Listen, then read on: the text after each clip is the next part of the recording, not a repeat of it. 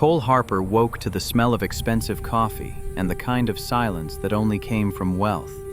The absence of sirens, garbage trucks, neighbors shouting through thin walls. His neck screamed in protest.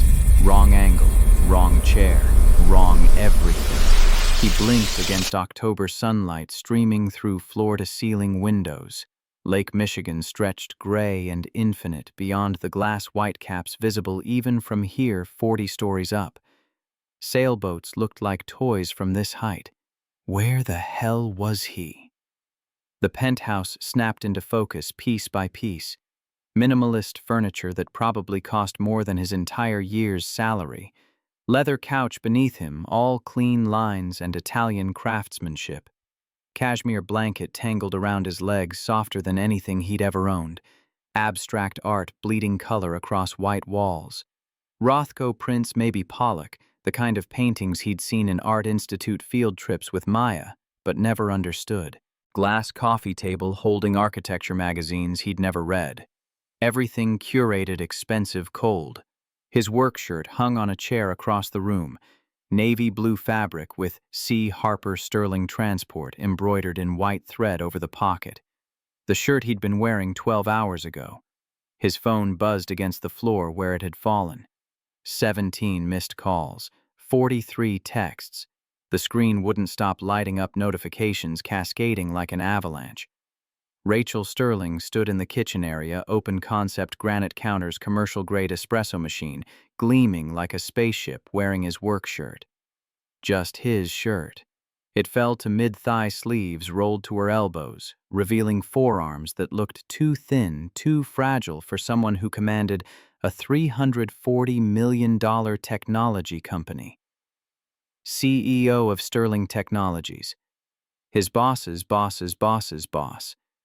And she was wearing his uniform like a nightgown. Her hands trembled around a white ceramic coffee mug.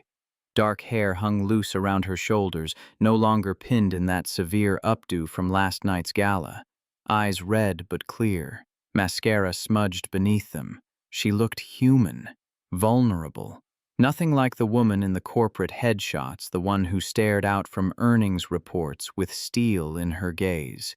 Cole's chest tightened. He sat up too fast, head spinning. Ms. Sterling. Did we sleep together? Her voice steady, but her knuckles white against the ceramic. Direct question. No preamble. Very her. No, ma'am, we didn't. She set the mug down on the granite counter with a click that echoed through the space. Then why is the board already calling for your termination? She checked her iPhone, scrolled with her thumb. By the time you get home, you'll have an email from HR demanding a meeting. Probably already sent. He stood legs unsteady and reached for his jacket draped over the chair beside his shirt. I don't understand. I helped you get home safely. That's all I did. I know that. She turned her phone toward him. The screen showed a grainy black and white security photo timestamp glowing in the corner. 2:47 a.m. Elevator. His arm around her waist. Her head against his shoulder. The angle suggested intimacy. Suggested everything. Proved nothing except that he'd been helping an intoxicated woman to her door. But perception, as they said in all those corporate training videos he'd sat through, was reality. This went out on the company's internal Slack channel, Nashta General, at 6 o'clock this morning. Rachel continued, voice flat. Professional. Like she was delivering quarterly earnings, not describing his professional execution. By 6:30, it had been forwarded to half the executive team via direct message. By 7, Robert Brennan was calling an emergency board meeting. By 7:15, 3 board members had emailed me directly asking for your immediate termination. His phone buzzed again, the screen filled with notifications. Slack messages from co-workers he barely knew. Texts from fellow drivers. Voicemails piling up like debris after a storm. Mrs. Rodriguez Maya's babysitter. Tom from the driver's pool. Numbers he didn't recognize. He looked down at the notifications. One from Maya's school. His stomach dropped. But perception, Mr. Harper, is everything in a company like this. Rachel picked up her coffee, took a sip, grimaced. Too hot or too bitter, he couldn't tell. Facts matter less than optics. Truth matters less than narrative. And right now, the narrative being written about us is that the CEO got drunk at a company event and spent the night with her driver. But that's not what happened. I know that. You know that. But everyone else. She gestured at the city beyond the windows, at the invisible thousands who'd already seen that photo, already drawn their conclusions. They're writing their own version of last night. And their version doesn't include the fact that you were decent enough to stay when I asked, that you slept in a chair across the room, that nothing happened except basic human kindness. His phone buzzed with a new email notification. He didn't need to check it to know what it said. 12 hours earlier, none of this existed. 12 hours earlier, he'd just been a driver doing his job. The Palmer House Hilton blazed against the October night, every window glowing chandeliers visible through tall glass doors like crystal constellations. Cole idled the Mercedes S-Class at the entrance engine, purring, watching rain-slicked streets reflect the hotel's grandeur back at itself. Sterling Technologies' 25th anniversary gala. Black ties and champagne flutes and speeches about vision, innovation, disruption, all the words companies loved to use when celebrating themselves. He checked his phone, 9:47 p.m. Text to Maya. Don't forget pancakes tomorrow, the really good ones with chocolate chips. Her reply came within seconds. I won't. Mrs. Rodriguez says you work too much. He smiled, despite the long day.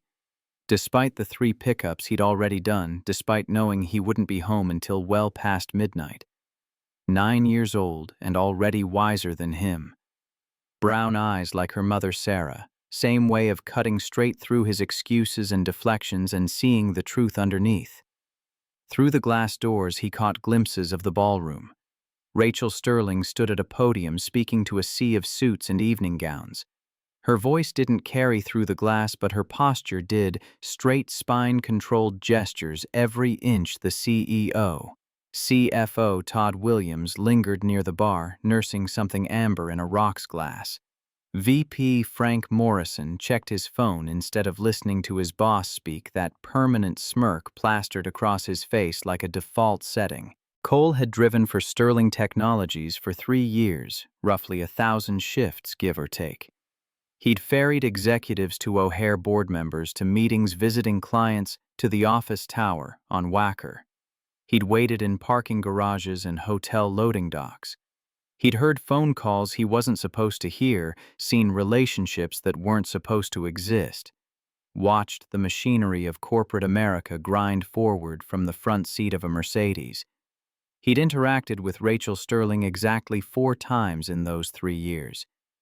Once the interview 3 years ago, where she'd barely looked up from her MacBook, asking 3 questions in rapid succession while typing emails.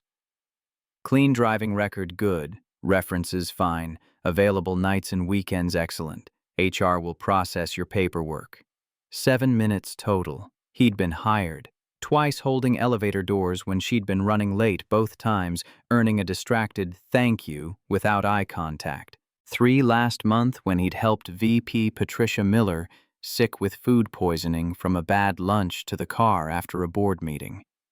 Rachel had been in the lobby, had seen him supporting Patricia, had said, "Thank you, Mr. Harper. That was kind of you." First time she'd used his name. 4 times in 3 years. Each time he'd been invisible. Furniture with a pulse. Part of the building's infrastructure, like the HVAC system or the elevators. Todd Williams emerged from the ballroom, tie loosened, top button, undone exhaustion, written across his face in the lines around his eyes. 44 years old and looked 50. CFO of a company growing faster than its systems could handle. He leaned down to Cole's window. Harper. Right. Yes, sir. Todd glanced back at the ballroom, at Rachel still speaking at the crowd that was already thinning despite her words. Something unreadable flickered across his expression. Concern, maybe? Or resignation. Ms. Sterling's going to need a ride home. Maybe in an hour or so. She's... He paused, chose words carefully. Celebrating more than usual tonight. Can you handle that? Of course, sir.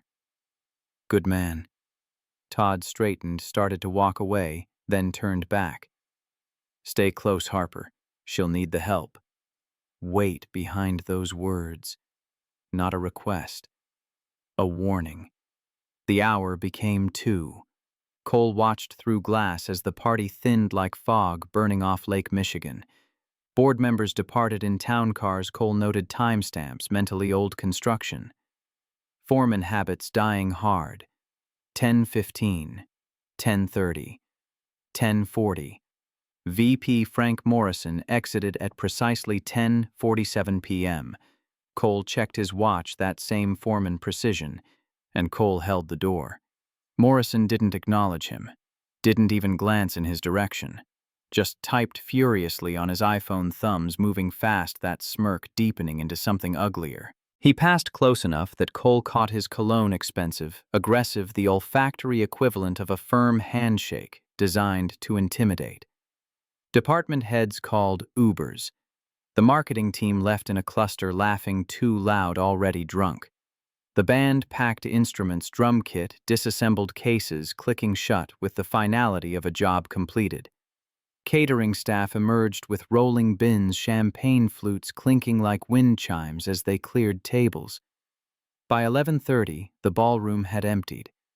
By midnight, only Rachel remained. Cole could see her through the glass, alone at a corner table, pushed against the wall, empty champagne glass in her hand, staring at nothing. Expensive dress that probably cost more than his monthly rent. Expensive jewelry catching light. Expensive isolation. Everyone had given speeches about loyalty and partnership tonight, about the Sterling Technologies family, about how they were all in this together, and then they'd all just left. Cole entered the ballroom carefully. His footsteps echoed on marble, too loud, too intrusive, the sound bouncing off high ceilings and expensive acoustics. The space felt cavernous now, designed for hundreds, but holding only 2. Abandoned champagne glasses littered tables, napkins crumpled, a balloon floating near the ceiling, gold and white corporate colors. Rachel didn't notice him until he stood beside her table. She looked up slowly, eyes unfocused, mascara-smudged lips stained dark from wine. "Miss Sterling, I'm Cole Harper. I'm here to drive you home." She laughed, bitter, sound-sharp edges. The driver, of course. Everyone gave speeches about loyalty tonight, partnership, family. She gestured at the empty ballroom with her champagne glass, nearly dropping it. And then they all just walked away. Every single one of them. She tried to stand, wobbled, grabbed the table edge for support. "I don't get drunk." Her words slurred slightly, fighting for control and losing. "Did you know that 25 years building this company, never once, not once have I been drunk at a company event?" Cole steadied her elbow. Construction foreman grip solid but impersonal. "There's a first time for everything, ma'am. Let's get you home." Home. She repeated the word like it was foreign. Right. Home. Rain hammered the windshield with October violence. The storm had rolled in from Lake Michigan while he'd waited, turning Lakeshore Drive into a river of taillights and reflections. 40-minute drive to the Gold Coast in good weather. Probably 50 tonight. Cole kept the wipers on high, their rhythm almost meditative. Semis through walls of water as they passed spray, obscuring vision for terrifying seconds. He navigated by muscle memory and construction site caution, assume everything's more dangerous than it looks. Rachel slumped against the passenger window, breath fogging the glass. Silent for 10 minutes. Cole focused on driving, on keeping them safe, on getting her home without incident. Then, voice small and lost. "Do you have family?" Professional boundaries said, "Don't answer personal questions." 3 years of corporate driver training said, "Maintain distance." But something in her voice, the rawness, the need, made him answer truthfully. "Yes, ma'am. A daughter, Maya. She's 9. Your wife died 4 years ago. Ovarian cancer. Stage 4. 18 months from diagnosis to funeral." But he didn't say that part. Silence stretched. Rain filled it, that particular violence of water against glass and metal nature reminding humans how small they were. Then Rachel's walls crumbled like wet sand. I had a son. Her voice fractured. Nobody knows. The board doesn't know. The press doesn't know. I buried it in NDAs and confidentiality agreements and legal paperwork. But I had a son. His name was Michael. He died of leukemia when he was 6 years old. Cole's hands tightened on the wheel. Kept driving. Kept listening. Same year Michael died, my husband Thomas crashed his car on the Kennedy Expressway. Black ice, spun into a semi.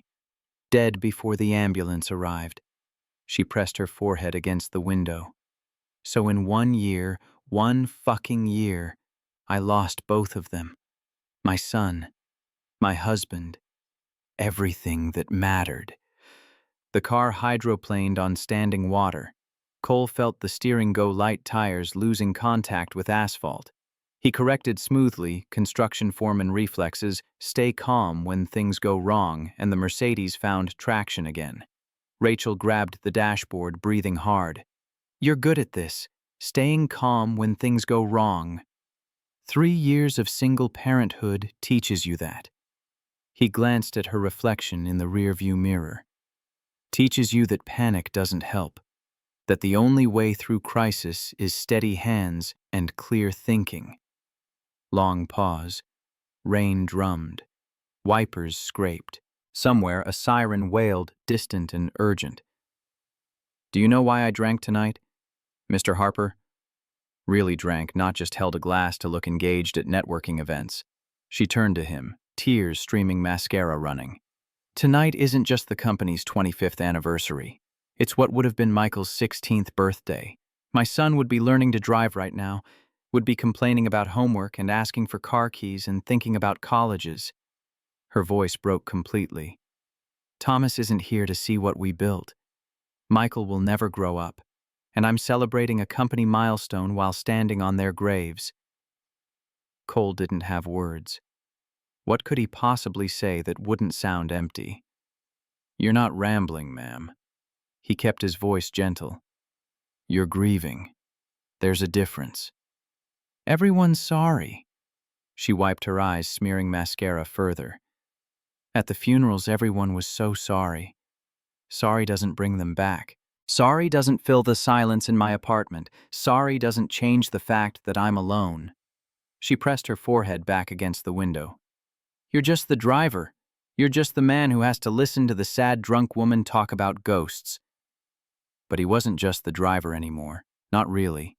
Not after hearing what she'd lost. Not after understanding why she'd stayed at that table alone, staring at nothing, while everyone else celebrated and left. Some debts can't be paid with money. Only with time. Only with presence. Only with showing up when everyone else walks away. Sarah had understood that. Had lived it during her 18 months of cancer treatment, showing up for every chemo appointment, every scan, every terrible wait for test results that came back worse each time. She'd shown up even when her body was failing, when hair fell out, when food tasted like metal, when pain became the baseline instead of the exception.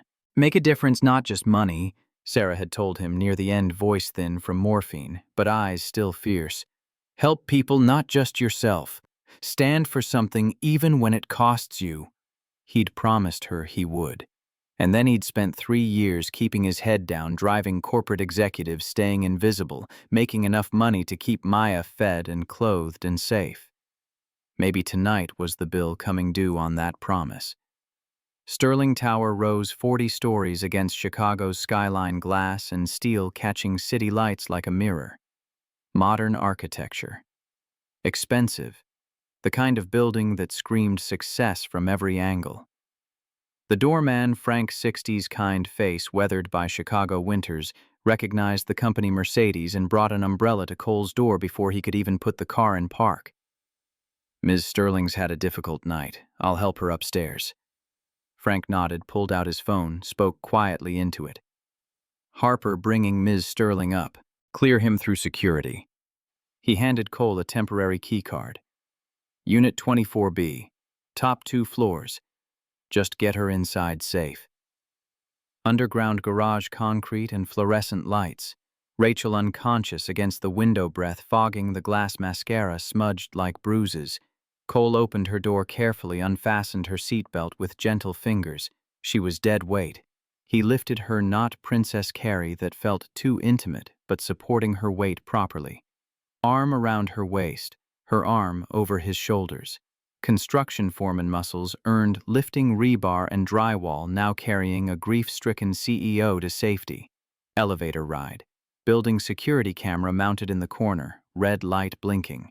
He noted it, construction site awareness, always know where the cameras are, but didn't think about what it meant. Just focused on keeping Rachel upright, on not dropping her, on maintaining her dignity, even unconscious. The timestamp glowed 12:37 a.m. He struggled with the key card while supporting her full weight. Dropped it. Once. Twice. Finally got the door open on the third try, one-handed, Rachel's perfume expensive floral overlaid with champagne mixing with his sweat. The penthouse opened before him. Floor-to-ceiling windows showing Chicago's nightscape lights stretching to Infinity Lake, Michigan, dark beyond. Minimalist furniture that looked uncomfortable, all angles and statement pieces. Abstract art on white walls, Rothko bleeding reds and blacks, or maybe Pollock. He still couldn't tell the difference. Everything curated, everything expensive, everything cold despite the temperature. He settled Rachel on the leather couch, found a cashmere blanket in the closet, probably cost more than his rent, and draped it over her carefully, tucked it around her shoulders. As he turned to leave, her hand shot out, gripped his wrist, surprisingly strong for someone unconscious seconds ago. "Don't leave." Eyes still closed, voice desperate. "Please. Everyone always leaves." He knelt beside the couch, her hand still gripping his wrist. "I'll stay until you fall asleep, ma'am. I promise." "Promise. Like a child afraid of the dark." "I promise." Her grip loosened. "Thomas used to promise that too." Voice fading into genuine sleep this time. "Promised he'd always come home. Promised Michael would be okay. Promises don't mean anything." Cole waited until her breathing evened out, until he was certain she was truly asleep and not just unconscious. The difference mattered. He pulled out his phone, 1:47 a.m., texted Mrs. Rodriguez. "Running very late, home by 4 a.m., so sorry, thank you for staying." "No problem, mijo. She's sound asleep. Take your time." Mrs. Rodriguez. 60 years old, wore her rosary like armor against the world, loved Maya like her own granddaughter. Charged him $20 an hour and was worth 3 times that. One of the good ones in a world that seemed increasingly short on good ones. Cole sat in an armchair across from the couch, not close, maintaining professional distance, even alone. Planned to leave at 3, just watch until she was deeply asleep. Just make sure she didn't choke or fall or hurt herself. The penthouse was warm. Too warm. He pulled off his work shirt, undershirt beneath, maintaining modesty, and draped it over the chair back. Checked his phone. ESPN scores. Cubs lost again, season over anyway. Emails, nothing urgent. Calendar reminders for Maya's parent-teacher conference next week. Oil change for the Honda. Anything to stay awake.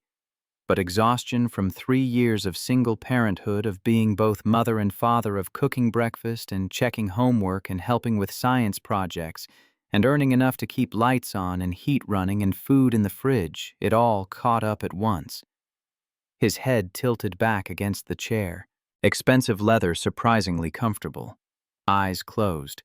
Just for a minute. Just to rest them. Just for a minute. Phone slipped from his hand to the floor with a soft thud against expensive carpet.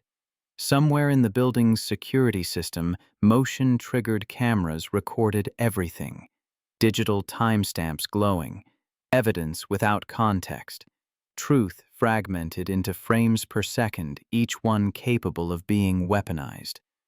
Cole Harper widower and father former construction foreman who'd once built things with his hands slept in a chair in his CEO's penthouse.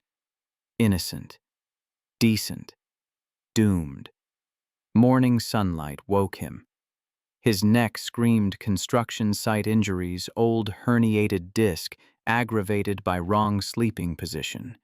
He blinked against the brightness, disoriented. Coffee smell. Starbucks Pike Place blend. He recognized the aroma. Sarah had loved it. Rachel stood in the kitchen area wearing his work shirt, making espresso with the methodical precision of someone fighting a hangover through sheer force of will. She moved carefully, like sudden movements might shatter her. Cole stood quickly. Too quickly. Head spun. "Ms. Sterling, I'm so sorry. I meant to leave. I just fell asleep." She turned two white ceramic mugs in her hands, set one on the granite counter between them. Expression calm but strained. Eyes red but clear. "Good morning, Mr. Harper. I know what happened. I remember most of last night, not all of it, but enough. You were kind. You stayed when I asked you to, and you kept your distance." She gestured to the couch blanket still perfectly draped where he'd left it. "You're not the kind of man who takes advantage." Relief flooded through him like ice water. "Thank you. I wouldn't. I would never. I believe you." She held up her iPhone. "But it doesn't matter what I believe." Turned the screen toward him. Grainy black and white security photo. Timestamp 2:47 a.m. glowing in the corner. Elevator. Cole supporting Rachel, arm around her waist. Her head against his shoulder. The angle suggested intimacy. Suggested passion. Suggested everything except the truth that he was helping an intoxicated woman to her door, that he'd slept in a chair across the room, that nothing had happened except basic human decency. But the photo told a different story. Photos always did. "This went out on the company's internal Slack channel, Natchper General, at 6 o'clock this morning." Rachel continued, voice flat, professional, like she was delivering quarterly earnings instead of describing his execution. "Posted from an anonymous account. No profile picture, no previous messages, created at 5:55 a.m. specifically to post this photo. By 6:30, it had been forwarded to half the executive team via direct message. I have screenshots of at least 15 separate DM chains discussing it." She scrolled on her phone, showing him. His chest tightened. By 7, Robert Brennan, board chair, was calling an emergency board meeting. By 7:15, 3 board members had emailed me directly asking for your immediate termination. By 7:30, Frank Morrison had sent a company-wide email about reviewing workplace conduct policies. Her jaw tightened. Frank Morrison, who left the gala at 10:47 last night while I was still inside drinking. Who could have helped me? Who chose not to? Cole's phone buzzed on the floor where it had fallen. He picked it up. 17 missed calls. 43 texts. Notifications cascading across the screen like an avalanche. "Mrs. Rodriguez. Mijo people asking about you. Everything okay? Tom, fellow driver. Bro, what the hell happened? Unknown number. This is Jennifer Watkins from HR. We need to speak with you Monday morning. 9 a.m. sharp. Please confirm receipt. Unknown number. This can all go away quietly. Call me." That last one made his stomach drop. But perception, Mr. Harper, is everything in a company like this. Rachel picked up her coffee, took a sip. Grimaced. Too hot, too bitter, or maybe just reality tasting wrong. Facts matter less than optics. Truth matters less than narrative. And right now the narrative being written about us, about you and me, is that the CEO got drunk at a company event and spent the night with her driver. But that's not what happened. I know that. You know that. She gestured at the city beyond the windows, at the invisible thousands who'd already seen that photo, already drawn their conclusions, already spread the story. But everyone else, they're writing their own version of last night. And their version doesn't include the part where you were decent enough to stay when I asked. where you slept in a chair across the room maintaining proper distance, where nothing happened except one human being helping another human being through a dark night. She set her mug down on the granite counter with a hollow click that echoed through the space. They see a photo without context. They create their own story, and that story destroys both of us. His phone buzzed again.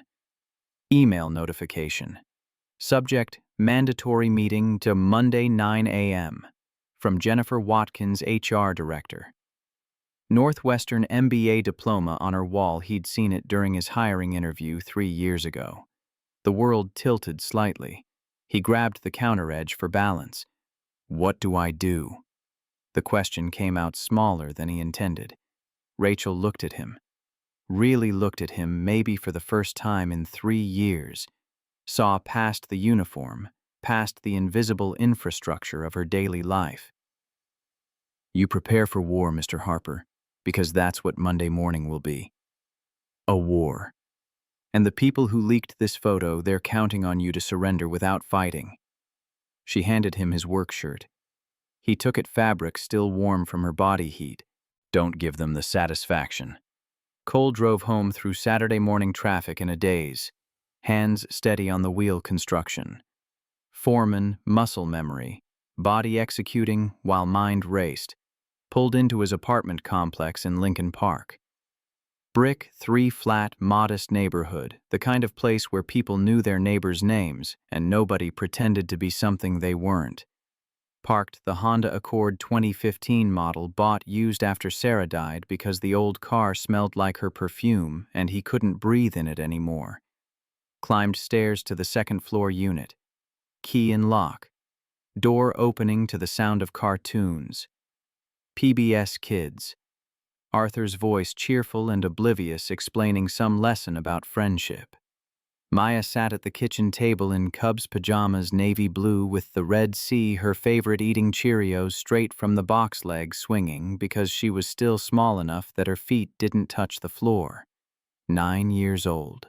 Brown eyes like Sarah, gap-toothed grin like him. Personality like some perfect combination of both. Mrs. Rodriguez gathered her things. Rosary visible around her neck, silver cross catching morning light. 60 years old face weathered by life, but eyes still kind. Long night, mijo. Careful voice. Had she seen the Slack messages? Did she know he paid her cash from his wallet? Everything he had, 320s and a 10, and thanked her profusely. After she left, Maya bounced over Cheerios box still in hand. Are we still making pancakes? Sunday tradition. Every week since Sarah died. The really good ones with chocolate chips from Sarah's recipe that she'd insisted on writing down during those last clear months before the morphine made everything fuzzy. They moved around the small kitchen in practiced rhythm. Cole measuring Bisquick mix. Sarah had believed in shortcuts. Life's too short to make things from scratch when the box tastes just as good, while Maya cracked eggs with the concentration of a surgeon. 4 years of practice made her good at it, no shells in the bowl anymore. She poured Hershey's chocolate chips with both hands, tongue sticking out slightly, counting under her breath. Mrs. Rodriguez said you had to work really late. Was it important? He flipped pancakes on the griddle, watching bubbles form and pop. Someone needed help getting home safely. That's good. Mom always said helping people matters most. She studied him with those brown eyes, Sarah's eyes seeing too much. Kids always saw too much. Daddy, are you in trouble? How did she always know Sarah had been like that too, reading his micro-expressions, knowing when he was worried before he even acknowledged it himself? What makes you think that you have your worried face? The one you get when ComEd bills come. She climbed onto a chair, chin resting on the table edge. And you're making pancakes really carefully. You only do that when you're thinking hard about something. He knelt to her, level spatula still in hand. Yeah, sweetheart, I might be in trouble. But whatever happens, I need you to remember something. Your dad always tries to do the right thing, even when it's hard. Even when other people don't understand. Okay. She wrapped arms around his neck. Cheerios breath and maple syrup sticky fingers. Okay, but you're not really in trouble. You're the best daddy. Everyone knows that. If only everyone saw what his daughter saw. If only the world ran on 9-year-old logic where doing the right thing meant you were safe. The pancakes burned slightly while he held her. He didn't care. After breakfast, Maya curled on the couch watching Arthur something about the library and a fundraiser, her explaining the plot to him, even though he wasn't really listening. PBS Kids Public Television, free and educational, and exactly what Sarah would have chosen. Cole opened his MacBook at the kitchen table. Older model battery didn't hold charge anymore, power cord permanently attached. The HR email waited, sent 7:47 a.m., while he'd still been standing in Rachel's penthouse trying to understand how helping someone had become a crime. From Jennifer Watkins Jwatkins at sterlingtech.com to Cole Harper Charper at sterlingtech.com. Subject: mandatory meeting. Monday, 9 a.m. Mr. Harper. Your presence is required at a mandatory meeting on Monday, October 23rd at 9 a.m. sharp in Conference Room 12B. This meeting concerns events that occurred Friday evening, Saturday morning. Please confirm receipt of this message. This is not optional. Jennifer Watkins. Director of Human Resources, Sterling Technologies.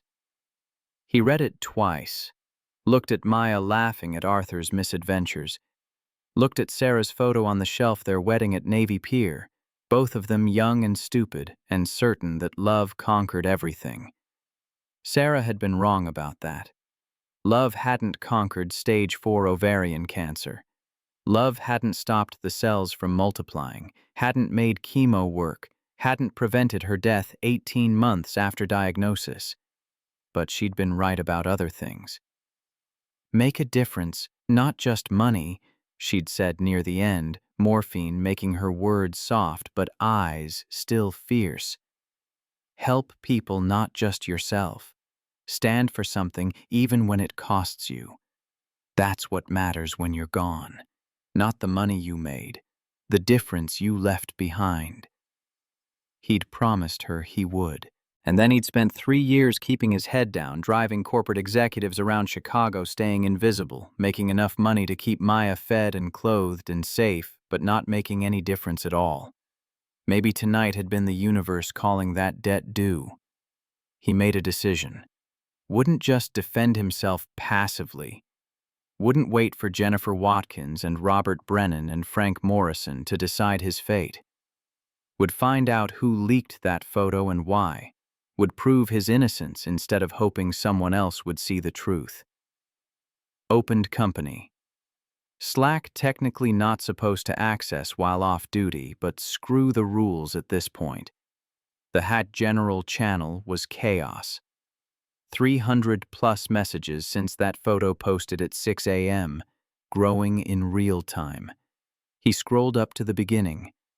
Anonymous user, 6:00 a.m., photo attached. Anyone care to explain this? Our CEO and a company driver leaving her building at 2:47 a.m. Professional conduct much. The replies came fast.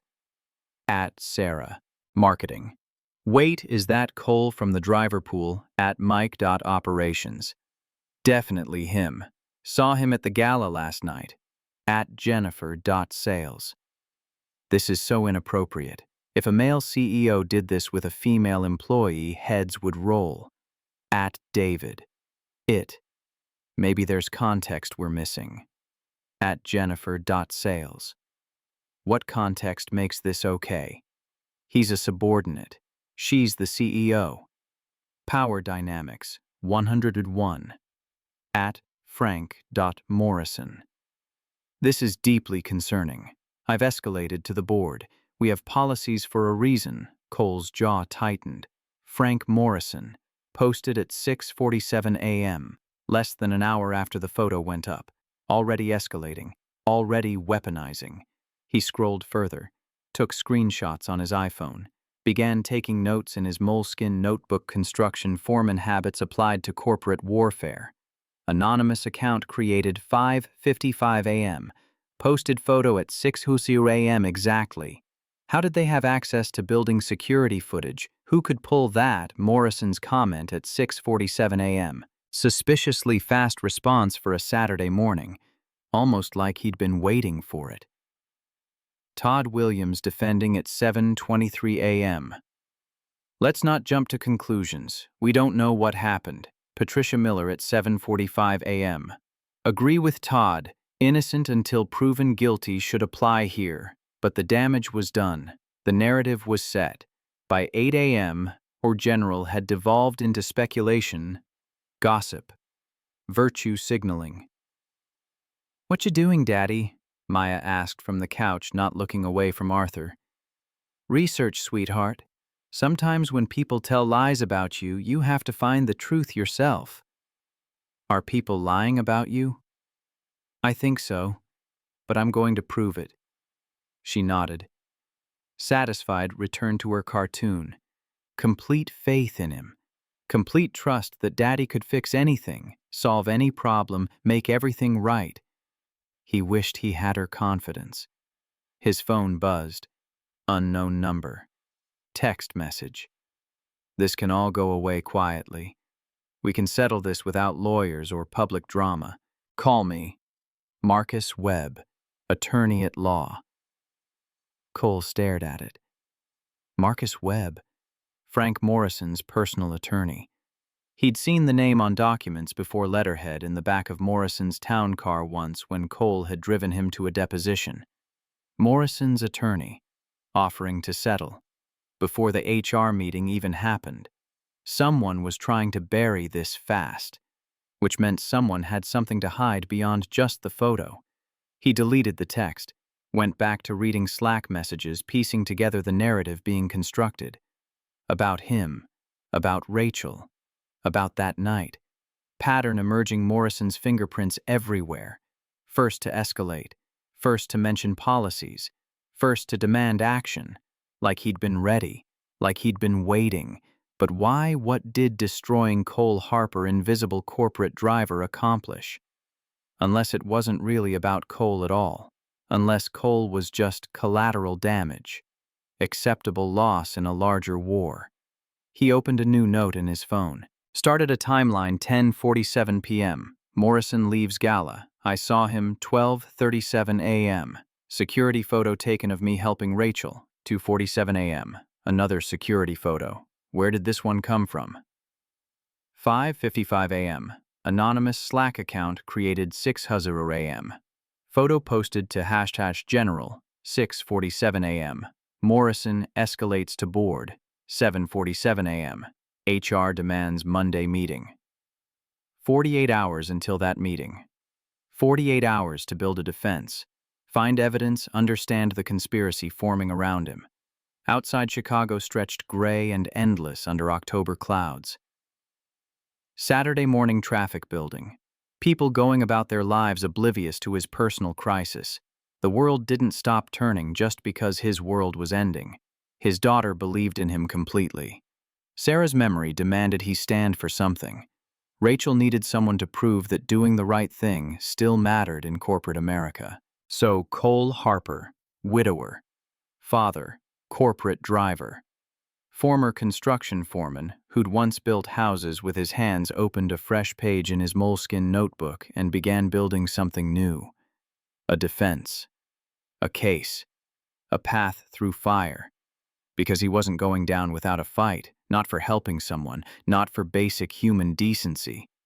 Not when his daughter was watching to see what happens to people who do the right thing. The phone buzzed again. Another unknown number. Monday won't go well for you unless you're smart about this. Think about your daughter.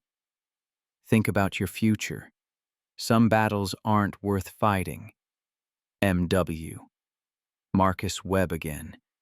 Morrison's lawyer. Threatening now. Mentioning Maya. Cole's hands shook with rage. He took a breath. Another. Turned back to his laptop. kept reading Slack messages, kept taking notes, kept building his case. Because the only thing worse than fighting and losing would be not fighting at all. And Maya was watching, learning, understanding what her father stood for when the world turned against him. He would show her that integrity mattered, that doing the right thing was worth the cost, even when the cost was everything. Monday morning arrived with the weight of execution day. Cole stood in his only suit, the one he'd worn to Sarah's funeral 4 years ago at St. Michael's Church, and the jacket pulled tight across his shoulders. He'd gained muscle from weekend construction jobs side work to supplement the driver's salary. The pants fit fine, the jacket didn't. Maya watched him from the kitchen table, Cheerios forgotten in her bowl. "Will you be brave, Daddy?" The question gutted him. She asked it the same way Sarah used to before his construction site safety meetings, back when workplace accidents could mean someone didn't come home. Before cancer taught them that home was where the real danger lived. "I'll try, sweetheart." That's all Mom ever asked, too. Mrs. Rodriguez arrived early, let herself in with the spare key. She hugged Maya, then looked at Cole with eyes that had seen too much life to believe comfortable lies. "Vaya con Dios, mijo." Go with God. He'd need more than God to survive what was coming. Sterling Technologies headquarters rose 43 stories on Walker Drive, all glass and steel and corporate ambition. Cole had entered through the driver's entrance 1,000 times. Today he walked through the main lobby like a visitor, like someone who didn't belong. Security made him sign in. New protocol. The guard, Marcus, mid-50s, usually friendly, wouldn't meet his eyes. Conference room 12B, 12th floor, River North view. He'd driven executives to meetings here, but never attended one himself. The elevator ride felt like ascending to the gallows. Jennifer Watkins waited inside. 40-something Northwestern MBA diploma on the wall behind her, efficiency personified in a charcoal suit. Legal counsel Robert Kane sat beside her 52 yellow legal pad, already covered in notes, reading glasses perched on his nose. And VP Frank Morrison. Morrison stood near the windows, hands in pockets, that permanent smirk, etched deeper than usual. Navy blazer with American flag lapel pin, Northwestern class ring catching light. Everything about him screamed old money country club people who thought the world owed them things. "Mr. Harper, please sit." Jennifer gestured to a chair facing them. Interrogation set up, 3 against 1. Cole remained standing. "Why is Mr. Morrison here? This is an HR matter." "Mr. Morrison brought certain concerns to the board's attention," Jennifer said, voice carefully neutral. "As VP of Sales and a senior executive, he has a vested interest in maintaining company culture and professional standards." Morrison paced behind Cole's chair power move, making him turn to track the threat. Cole stood instead, facing Morrison directly. Construction site instincts never let someone flank you. "The optics here, Harper." Morrison's voice dripped with false concern. "The optics are terrible. You're a driver. She's the CEO. You spent the night in her home. How does that look?" "It looks like I did my job and made sure she got home safely. Your job is to drive, not to spend the night with your boss." Morrison stopped pacing, turned to face him fully. "You understand the position this puts the company in. The liability. The potential lawsuits if this were reversed. Male CEO, female employee. We'd be crucified in the press." Cole's voice stayed level but hardened. "I didn't spend the night with her. I spent the night in her living room, making sure she didn't choke on her own vomit or fall and hit her head. That's what decent human beings do." Jennifer intervened. "Mr. Harper, please sit." "I'd rather stand if it's all the same to you." Silence stretched. Morrison's smirk deepened. He'd wanted this reaction. Wanted Cole defensive, angry, off balance. Robert Kane cleared his throat. "Mr. Harper, we've reviewed building security footage. You entered Ms. Sterling's residence at 12:37 a.m. Saturday morning. You didn't exit until 7:49 a.m., that's over 7 hours. Can you explain what you were doing during that time? Sleeping in a chair, fully clothed, maintaining appropriate distance. Exactly what I told Ms. Sterling I'd do, stay until she was safely asleep.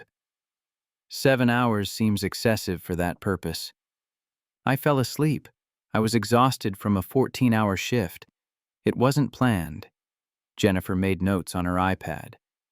Did Ms. Sterling invite you to stay the night? She asked me not to leave her alone. So I didn't. Did you consume alcohol with her? No. Did you engage in any physical contact beyond helping her to her residence? No. Did you make any inappropriate comments or advances? Absolutely not. Morrison leaned against the window frame.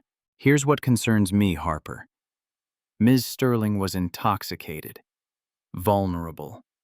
You were in a position of power. You controlled whether she got home safely, whether she was left alone in a compromised state. Some might argue you took advantage of that power dynamic. Cole turned to face him fully. Some might argue the VP who left the gala at 10:47 while she was still inside drinking could have helped her himself. You could have made sure your CEO got home safely. You chose not to. Morrison's smirk faltered. Just for a second. I had other obligations. Right. Other obligations that involved checking your phone every 30 seconds and leaving early while everyone else stayed. Jennifer's voice sharpened. Mr. Harper, let's stay focused on your actions, not anyone else's. But something had shifted. Morrison's confidence cracked slightly. Cole pressed. You escalated this to the board within 47 minutes of that photo being posted on Slack. 6:47 on a Saturday morning. Most people aren't even awake yet, but you were ready to demand action. Almost like you'd been waiting for it. I was concerned about company reputation. Or you saw an opportunity. Gentlemen, Jennifer stood. This meeting is about establishing facts, not trading accusations. Mr. Harper, pending the completion of our investigation, you're being placed on paid administrative leave effective immediately. The words hit like a punch. Administrative leave. You'll surrender your ID badge and company vehicle keys. You're prohibited from entering Sterling premises or contacting employees except through official HR channels. The investigation should conclude within 2 weeks. Cole removed his badge from his wallet, placed it on the conference table with deliberate control, wanted to throw it at Morrison's smirking face, didn't. Set the Mercedes keys beside it with a click that echoed. Morrison's smirk returned victorious. Jennifer's expression remained neutral, professional. We'll be in touch once the investigation concludes. You're free to go. Cole walked out. Morrison exited first victory in every step. The conference room door closed behind them with terrible finality. The lobby felt like walking through enemy territory. Colleagues averted their eyes. Whispers followed him like ghosts. Sarah from marketing stared openly, phone already out, probably texting someone. Mike from operations pretended to study the directory board. Cole kept his head up. Walked steady. Made it to Wacker Drive before his hands started shaking. Outside, the October cold cut through his too-tight suit jacket.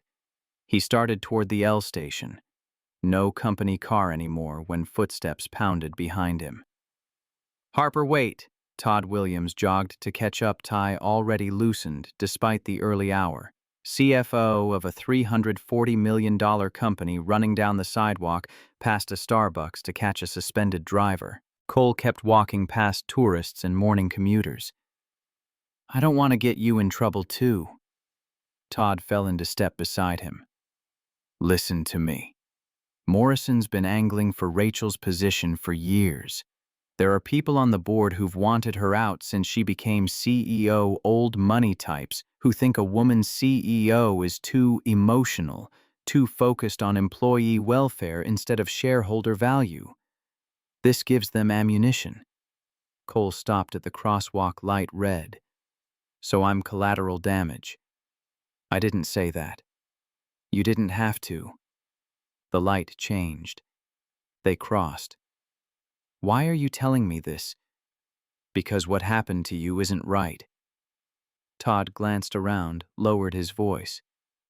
And because Morrison left the gala at 10:47, Rachel was still inside drinking. He could have helped her. He's her VP, has her personal cell. Her emergency contacts could have called her assistant or driver without getting personally involved. He chose not to. You think he did this on purpose, set her up? Todd pulled out his iPhone, showed Cole something on screen. I've been digging. That photo that leaked on Slack, it came from an anonymous account created at 5:55 a.m. Saturday morning. But our IT guy tracked the IP address back to the building. Someone accessed our security footage database at 5:47 a.m. using admin credentials. Who? Guess whose employee badge and login were used? Morrison's. Todd nodded. Everything's timestamped in our ADP system. His credentials accessed the security server at 5:47 a.m. Anonymous Slack account created at 5:55. Photo posted at 6 Hizuri. Morrison escalating to the board at 6:47. He orchestrated the whole thing. Cole's mind raced. Why, what does destroying me accomplish? It's not about you, it's about Rachel. Board meets in 2 weeks.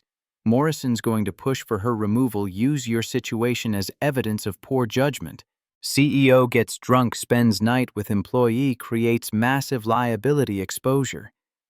Doesn't matter that nothing happened. The appearance is enough. So I'm just the weapon. You're proof she's unfit. At least that's the narrative he's selling. Todd checked his watch. I have to get back. But Harper, don't just accept this.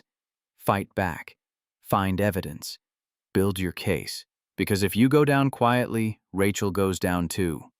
He jogged back toward the building, leaving Cole on the corner of Wacker and Clark, with 48 hours of suspension stretching ahead like a prison sentence. Cole's apartment felt smaller after the penthouse. 2 bedrooms, 1 bathroom, kitchen barely big enough for 2 people. But it was home.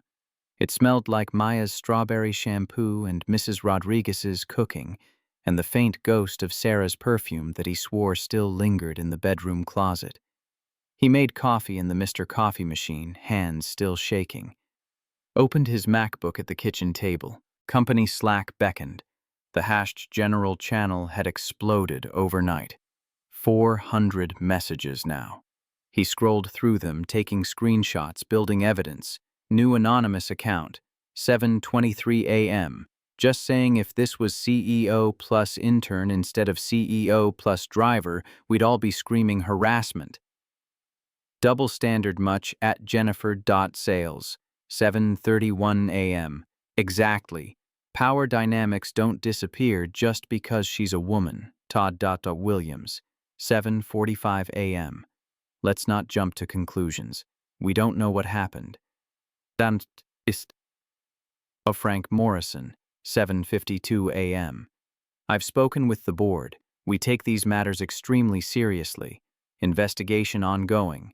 Updates to follow. Morrison positioning himself as the voice of accountability, the moral authority, the protector of company values. Cole kept scrolling. Found defenders too. At patricia.marketing.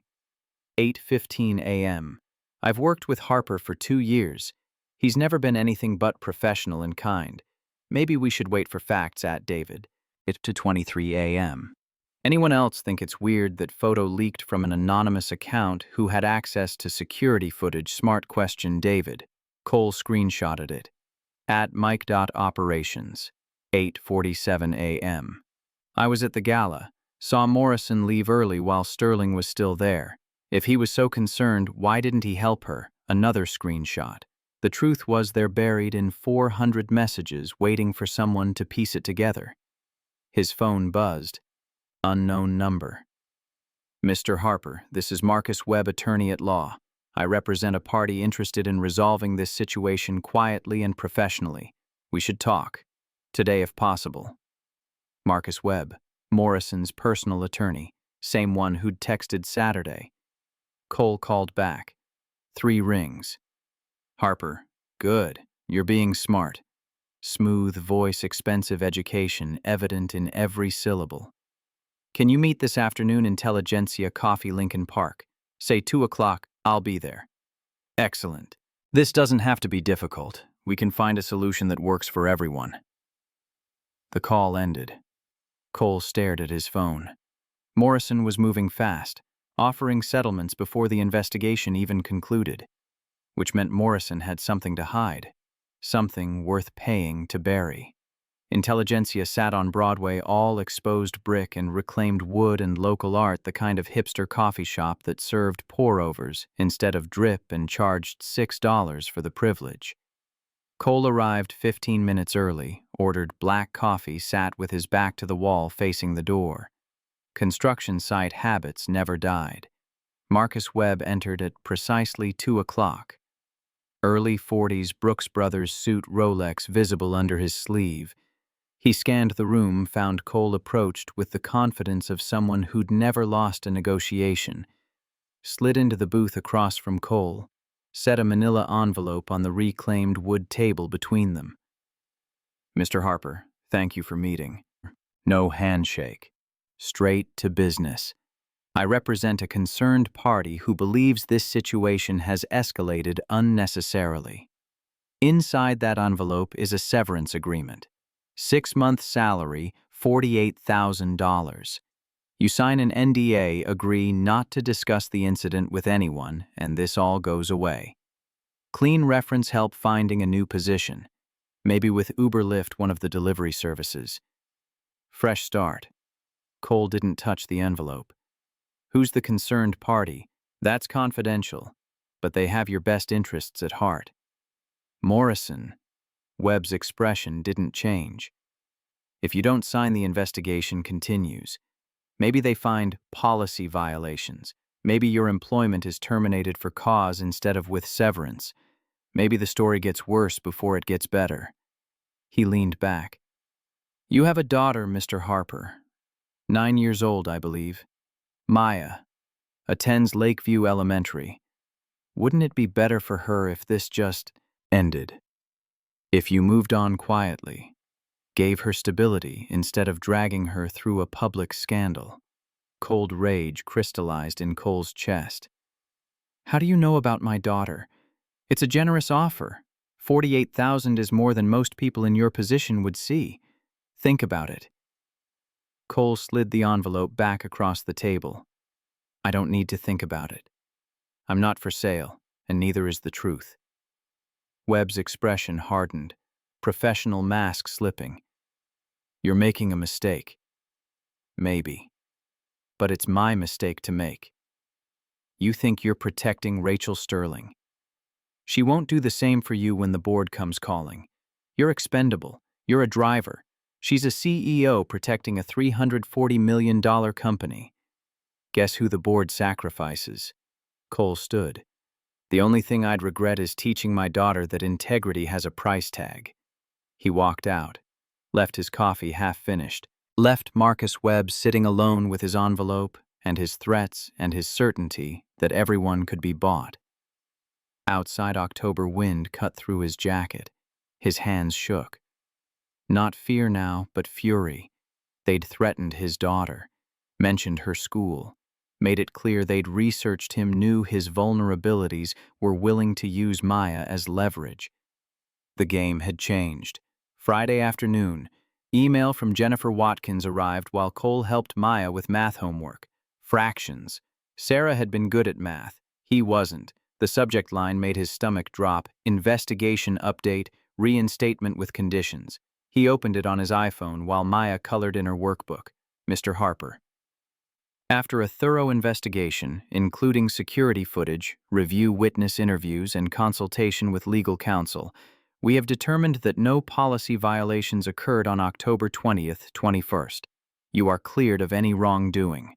However, concerns remain regarding the appearance of impropriety and potential impact on company morale. Therefore, your reinstatement is subject to the following conditions. 1. You are prohibited from assignments involving Ms. Sterling without secondary personnel present. 2. You must complete mandatory professional boundaries training via our HR online portal within 30 days. 3. Any future incidents involving questionable judgment will result in immediate termination. These conditions protect all parties and demonstrate Sterling Technologies' commitment to maintaining appropriate workplace boundaries. You may return to work Monday, October 30th. Please confirm receipt. Jennifer Watkins, Director of Human Resources.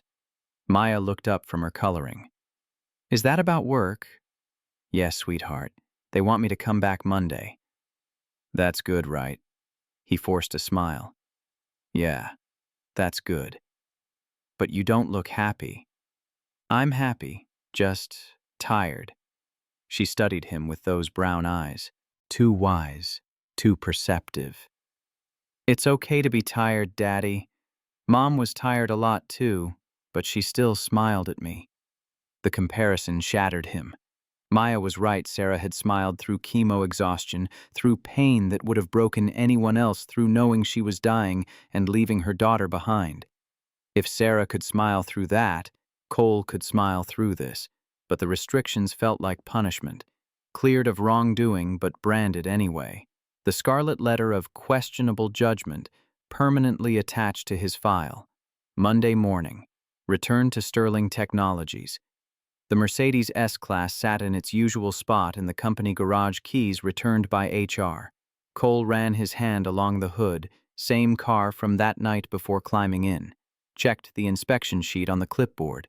Everything in order. First assignment came through the company app. O'Hare Pickup Terminal 3, 10:15 a.m.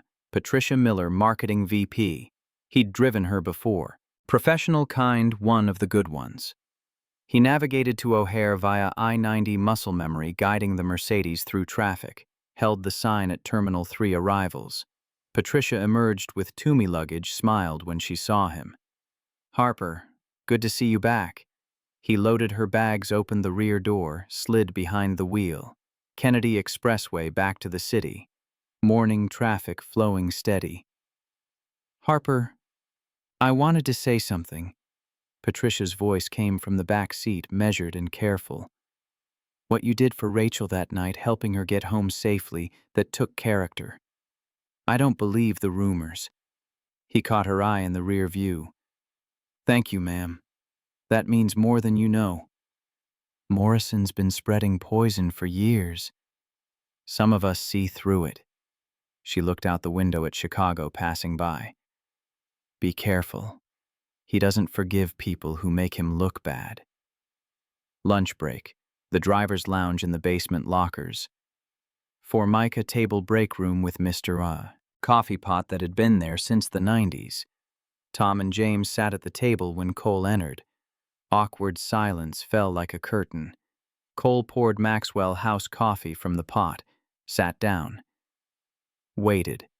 5 minutes of silence. Then Tom cleared his throat. Harper, heard you got reinstated. Yeah. That's good. Tom shifted uncomfortably. Look, man, I don't know what happened that night, but the whole thing's been weird. Morrison's been saying. Cole's voice stayed calm but firm. I don't care what Morrison's been saying. I drove Ms. Sterling home because she needed help. I stayed because she asked me to. Nothing happened. That's the truth. Whether people believe it or not. James, other driver, older guy, 20 years with the company, nodded slowly. For what it's worth, I believe you. Morrison's always been a snake. Remember when he tried to get Jerry fired over that fender bender in the executive garage, claimed Jerry was drunk? Jerry doesn't even drink. Tom nodded. Yeah, I remember that. Morrison had it out for Jerry because Jerry wouldn't drive him to that casino in Indiana. Against company policy. Morrison doesn't care about policy, James said. He cares about power. You got in his way somehow, Harper. That's why he's coming for you. I didn't get in his way. I just helped someone. Exactly. James took a sip of terrible coffee. You made him look bad. He left early, didn't help the CEO, and you did. Makes him look like the asshole he is. Can't have that. Small solidarity. Not everyone had abandoned him. Some people still saw the truth underneath Morrison's narrative. It wasn't much, but it was something.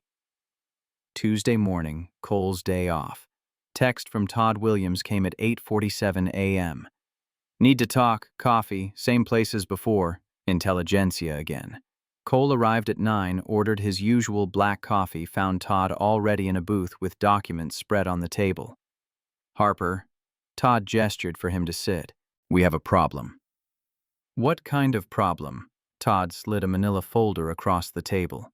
Inside board meeting agenda for Friday. Morrison presenting Leadership Accountability Review. He's using you as the excuse to take her down. Look at the bullet points. Cole read, recent incident involving CEO and subordinate employee. Questions regarding executive judgment in sensitive situations. Potential liability exposure from workplace conduct. Need for enhanced oversight and accountability measures. Recommendation for leadership assessment and potential restructuring.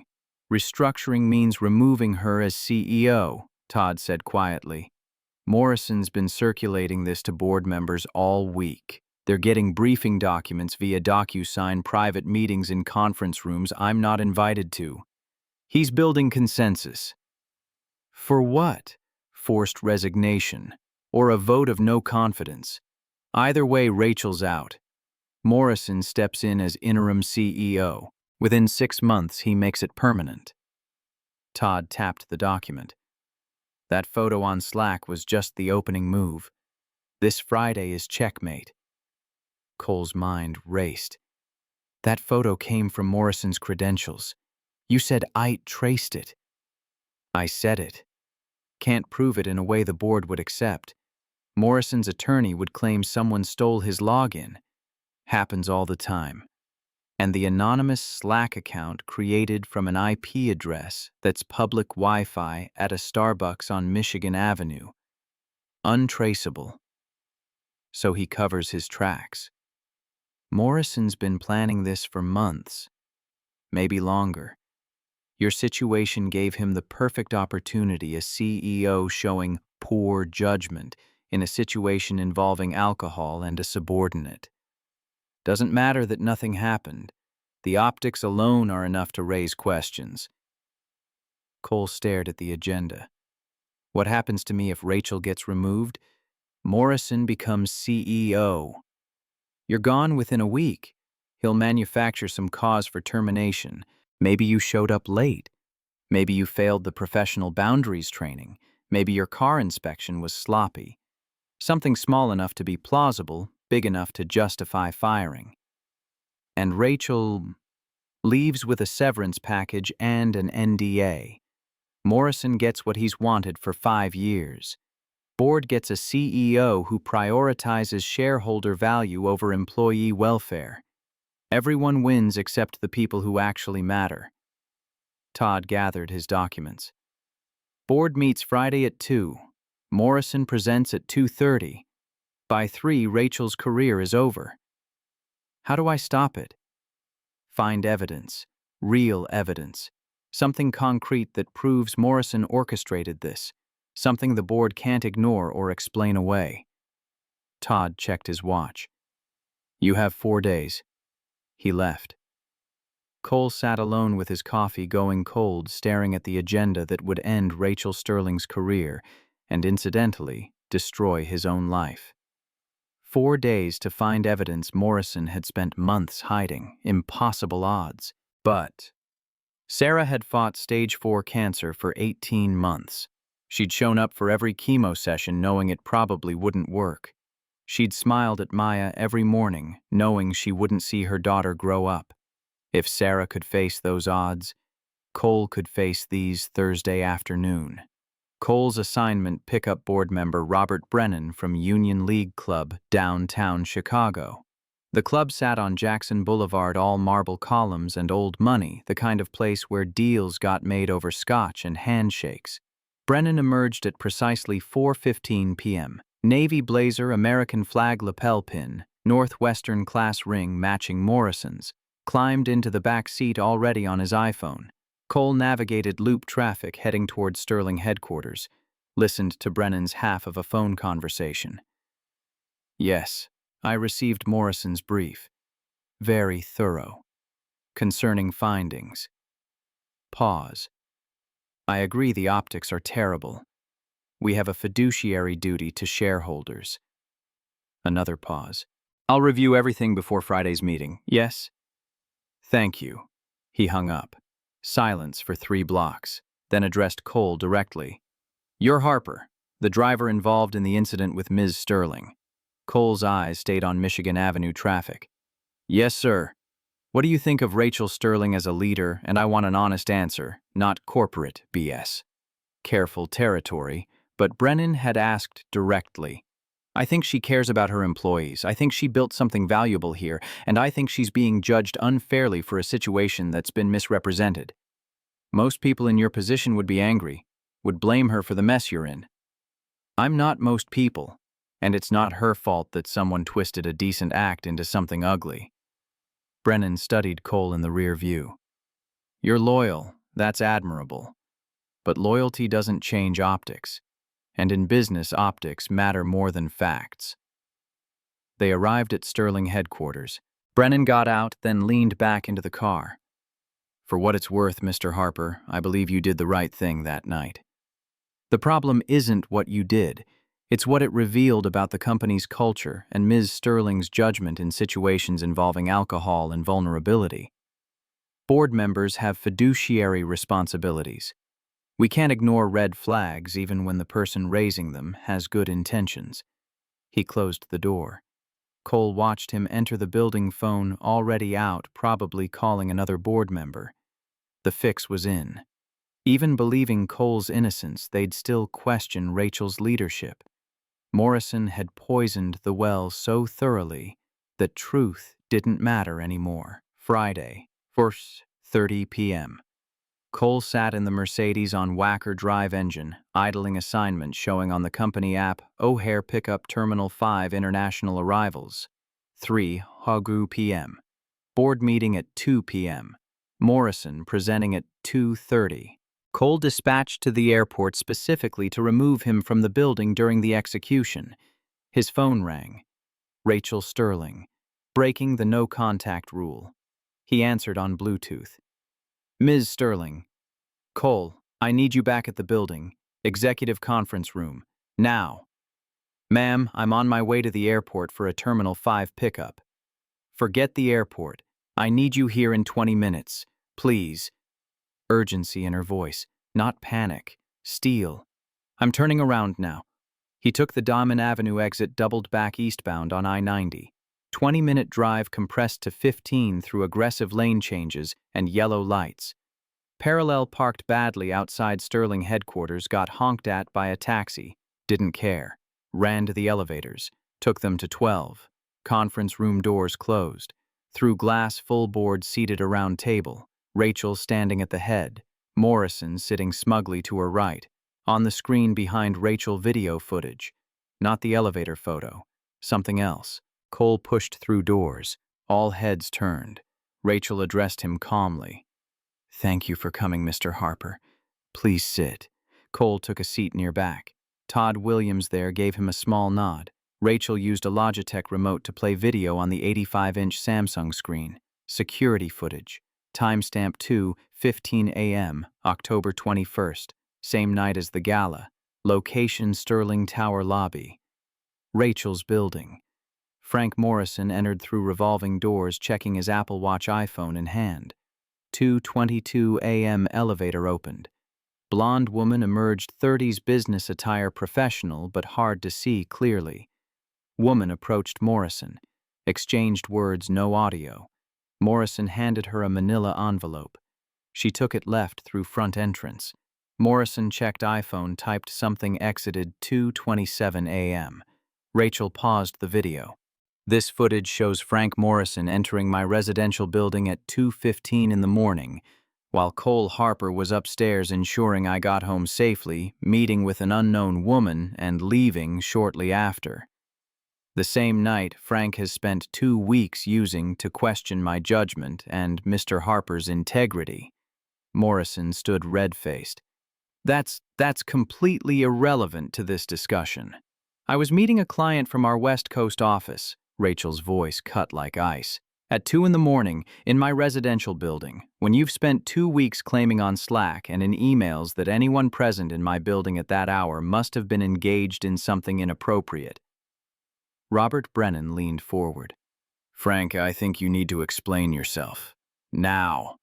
Morrison's mouth opened, closed. No explanation came. Rachel walked around the table distributing printed documents, phone records, building logs, IT access records. Cole watched board members' expressions change as they read. AT&T phone records show 7 calls between Frank's number and an unknown number between 10 to 47 p.m. and 3:15 a.m. that night. Building security testimony confirms Frank asked my doorman which floor I lived on at 2:18 a.m. IT logs from our ADP system show Frank accessed our security footage database at 5:47 a.m. Saturday morning using his admin credentials. The anonymous Slack account that posted that photo traced to a device registered to Morrison Consulting LLC, Frank's side business registered in Delaware. Morrison deflated visibly. I didn't mean for it to go this far. I just wanted to raise questions to show that your judgment was compromised, that maybe the board should consider other leadership options. I have 20 years' experience in Fortune 500 companies. Rachel leaned on the table, stared him down. Compromised because I had too much to drink on the anniversary of my son's death and needed help getting home. Because I asked for help and someone decent enough to provide it happened to be male. Or was my judgment compromised because you wanted my job and saw a chance to make me look weak? Silence. Morrison had no answer. Brennan's voice carried absolute authority. Frank, you have 30 seconds to resign or I'm calling for a vote to terminate you for cause. And I'll make damn sure you never work in this city again. Morrison looked around the table, saw no allies, stood. I resign. Walked to the door, slammed it behind him. The sound echoed like a gunshot. The door's slam echoed. Morrison gone. Board members shifted in Herman Miller chairs, exchanging glances that said everything. Shock calculation damage control already forming in corporate minds. Rachel remained standing at the head of the table. Didn't sit. Didn't relax. This wasn't over. This isn't just about Frank. Her voice carried steel wrapped in silk. This is about a culture that allowed this to happen. A culture where someone doing the right thing gets investigated, suspended, and publicly humiliated. A culture where perception matters more than truth. She looked directly at Cole. He froze. Cole Harper was suspended, investigated by Chicago PD, and subjected to trial by Slack because he did the right thing when everyone else walked away. He maintained his integrity even when it cost him. Even when his daughter faced judgment at school pickup. Even when he was offered $48,000 to stay silent. Brennan's eyebrows rose. Morrison offered you money. His attorney did, Marcus Webb, yesterday. Cole's voice steadied despite every eye on him. I said no. Rachel walked toward Cole, addressing the board but watching him. That's not just good character. That's the kind of leadership this company needs but doesn't cultivate. We reward quarterly results over human decency. We promote people who deliver numbers, regardless of how they deliver them. We've built a machine that crushes anyone who gets in its way. She stopped beside Cole's chair. I'm promoting Mr. Harper to Director of Ethics and Professional Standards effective immediately. His job will be to ensure that situations like this, where good people are punished for doing good things, never happen again at Sterling Technologies. The room erupted in murmurs. Cole's mind went blank. Ma'am, I don't have a degree from Northwestern or Wharton. I'm not qualified. You have the only qualification that matters. You know what it's like to do the right thing and be punished for it. You know how to maintain integrity when the world is telling you to compromise. That's not something you learn at Harvard Business School. Rachel faced the board. Budget allocation, $3.2 million annually. Reporting structure directly to me. 5-person team, full authority to investigate any employee at any level. Who's in favor? Silence stretched. Then Robert Brennan raised his hand. I am. Todd Williams, Patricia Miller, 3 others. Opposed, 3 hands, holdouts from the old guard. Motion carries. Mr. Harper, congratulations. Cole sat in stunned silence while board members filed out. Some shook his hand.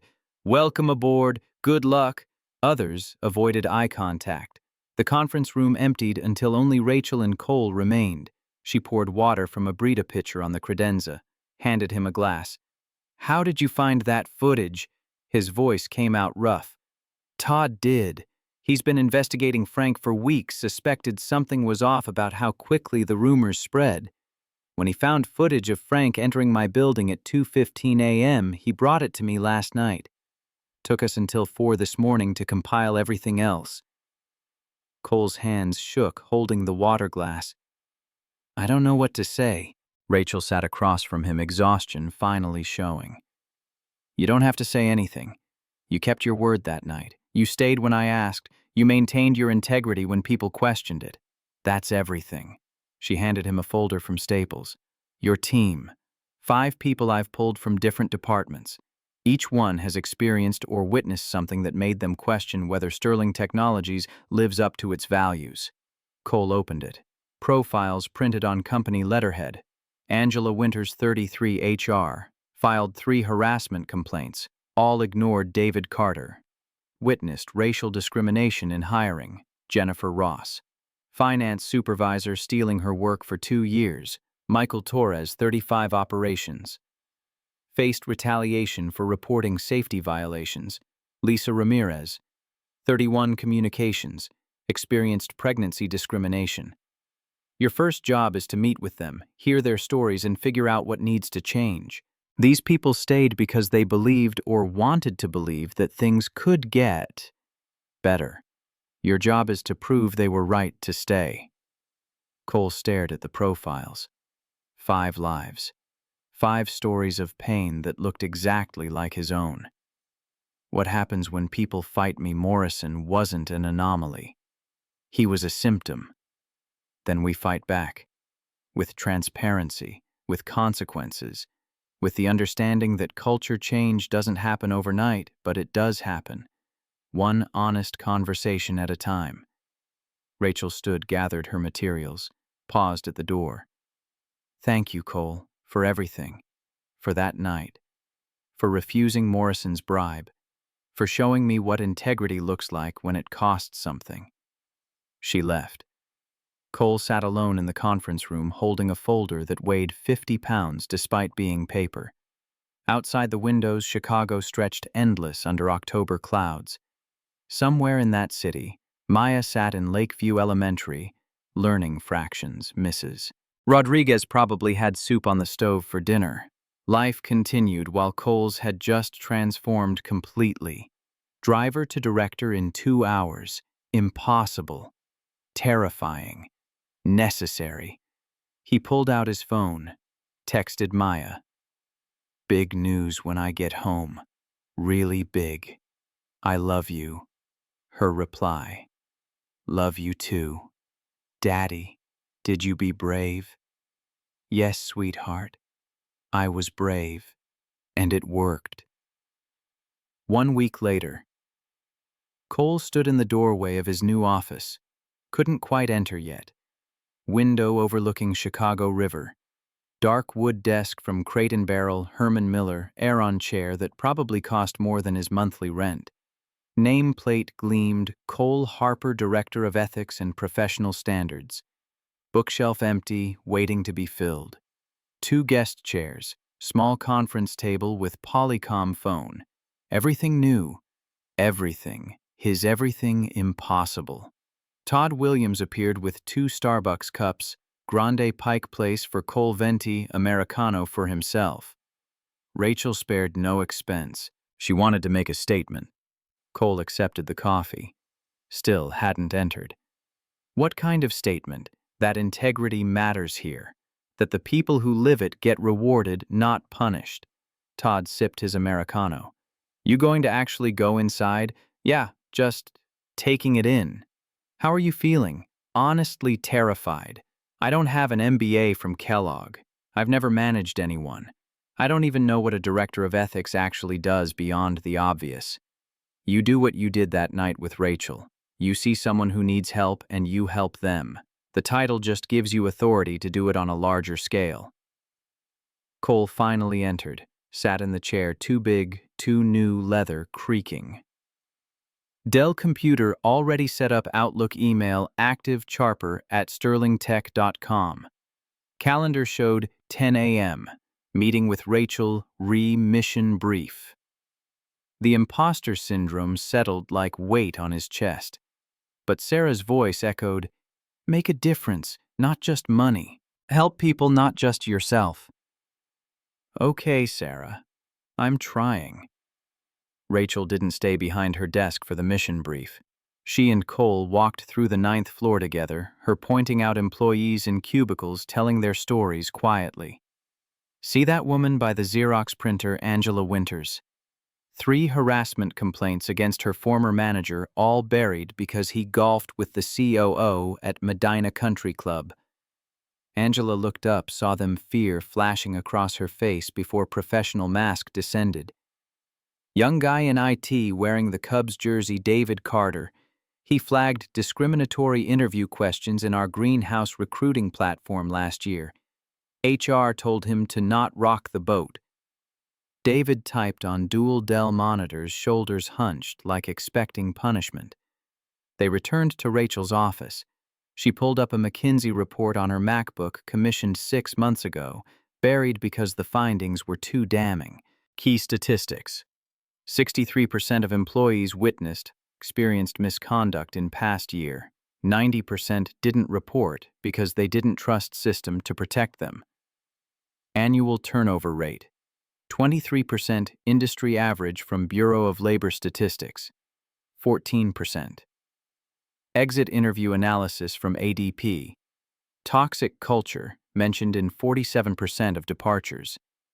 I was so focused on growth, on market share, on quarterly NASDAQ earnings that I didn't see what was rotting underneath. Frank Morrison wasn't an outlier. He was the natural result of a system that rewards results over people. So my job is to fix it. Build a system where people feel safe speaking up, where accountability is real, where incidents like what happened to you never happen again. She handed him a detailed folder from FedEx office.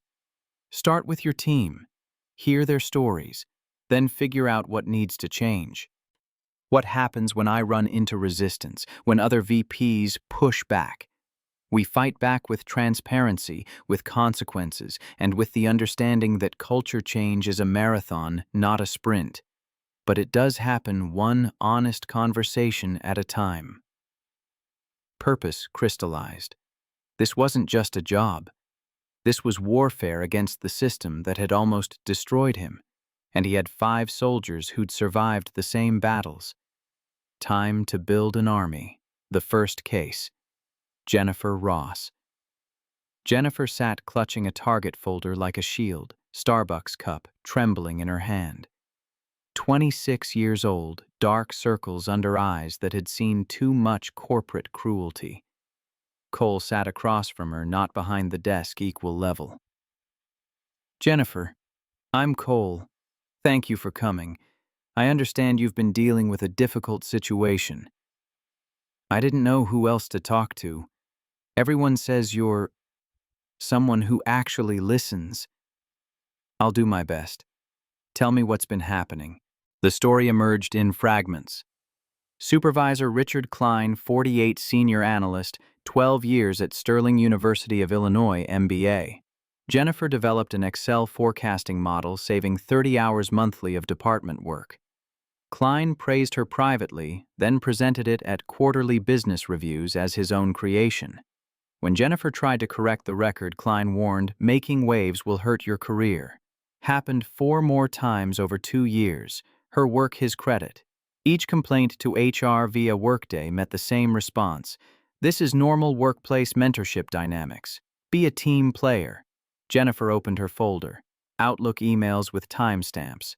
SharePoint file histories, PowerPoint presentations, Slack messages, documentation spanning 24 months.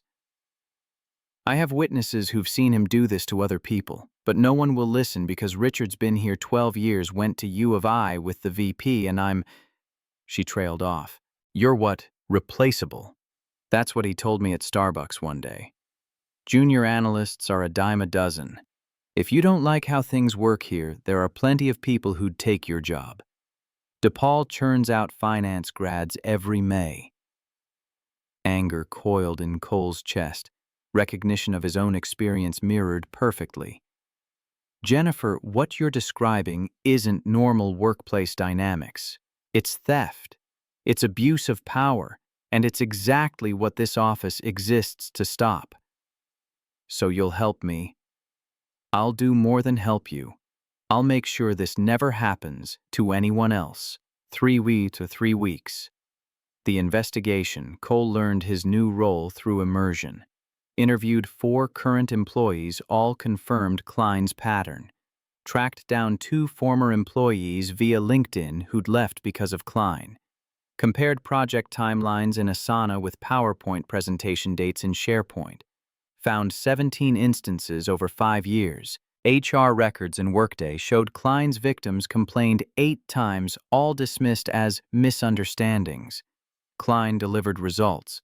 Department productivity high in Salesforce metrics, had friends in senior management from the same MBA program at University of Illinois. Pattern clear the system, protected results over people. Always had. Always would unless someone changed it. Late nights with Angela Winters reviewing HR files, Dunkin' coffee cups everywhere. David Carter pulling at logs from ADT security systems showing Klein's email deletions covering his tracks, destroying evidence. Jennifer Ross identifying other victims. That happened to Sarah Chen too, and Michelle Rodriguez, former employee via Skype. I left because no one would listen. I'm glad someone finally is. 3 weeks to build an ironclad case. Cole worked like he had on construction sites, methodical, thorough, leaving nothing to chance. One mistake could destroy credibility. One gap could let Klein slip through. The presentation. First termination. Tuesday afternoon, executive conference room. Cole presented findings to Rachel and the leadership team using poster boards from Staples, printed photos of Jennifer, Sarah, Michelle. Made it personal, not abstract. Presented evidence, Outlook emails, witness statements typed in word pattern analysis in Excel spreadsheets showing 17 instances of credit theft over 5 years. 8 HR complaints ignored in Workday. 3 employees quit because of Klein. Department success built on stolen innovation tracked in Salesforce. Richard Klein didn't build this department's reputation. He stole it from people like Jennifer Ross, Sarah Chen, and Michelle Rodriguez. And when they complained via Workday, the system protected him because he delivered quarterly numbers that looked good in our investor decks. Patricia Miller, new CFO, replaced Morrison, leaned forward. What are your recommendations? Klein should be terminated immediately for policy violations, but that's just the symptom. We need company-wide review of similar situations and new protections for people who report misconduct. Brennan attended via Zoom, skepticism evident. This is strong evidence, Mr. Harper, but implementation is the challenge. How do we change the culture that allowed this training, transparency, and consequences that matter? People don't believe change is real until they see it enforced. Klein's termination sends a message, but only if we're public about why it happened. Cole distributed his new policy drafted in Google Docs with Angela's help. Protected reporting channel via anonymous hotline managed by Ethics Point. Third-party investigations mandated. Clear consequences for retaliation up to termination documented in Employee Handbook. Rachel didn't hesitate. Approved. Klein is terminated effective immediately. Angela worked with Cole to draft the company-wide Slack announcement. The announcement. Dam breaks. Wednesday morning, 10 a.m. Central. Rachel's announcement to all 847 employees via Hatch General Slack channel at channel. Important announcement regarding personnel change and ethics policy updates. Effective immediately, Richard Klein is no longer employed by Sterling Technologies. Following a thorough investigation by our Ethics and Professional Standards Department, we determined that Mr. Klein repeatedly violated company policy by claiming credit for work produced by subordinates. This behavior is unacceptable and contrary to our values of integrity and respect. We are grateful to Jennifer Ross for her courage in reporting this misconduct through proper channels. Going forward, new reporting channels and protections are available through the Ethics Office ethics@sterlingtech.com and our anonymous Ethics Point hotline, 1-800-XXX. If you have experienced or witnessed similar behavior, we encourage you to come forward. Your concerns will be taken seriously, investigated thoroughly, and addressed with appropriate action. Rachel Sterling. CEO. Response immediate and overwhelming. By noon, 23, emails to ethics@sterlingtech.com. By end of day 47, emails in Outlook. 19 voicemails in Ring Central system. Stories buried for years surfacing, harassment, discrimination. OSHA, safety violations, Sarbanes-Oxley, financial impropriety. The dam broke, suppressed truth flooding out. Cole and team worked until 9, sorting reports in Excel, prioritizing cases, ordering Lou Malnati's deep dish pizza for dinner. Angela reviewing emails, overwhelmed. Cole, we're going to need more people. I had no idea it was this bad. Neither did I. But now we know. And now we fix it. Validation and momentum. But also realization the rot went deeper than anyone imagined. 6 months later, the crisis April. Spring sunlight through office windows. Cubs opening day bunting visible on nearby buildings. Cole's office had expanded, wall knocked down, now 18 people working in Herman Miller cubicles, daily stand-ups via Zoom. Tuesday morning. Todd Williams appeared at Cole's door, iPad in hand, expression troubled. We have a problem. Cole looked up from case files. What kind of problem? The board. They're questioning your budget.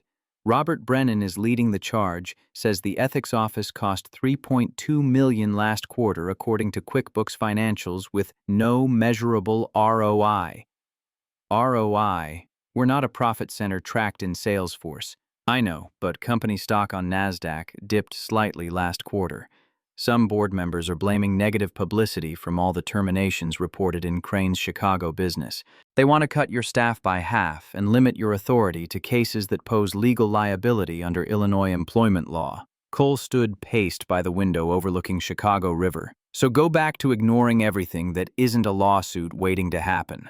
Basically, Rachel's fighting it, but she's getting pressure from multiple directions, shareholders, board members, even some VPs. Board meets in 2 weeks.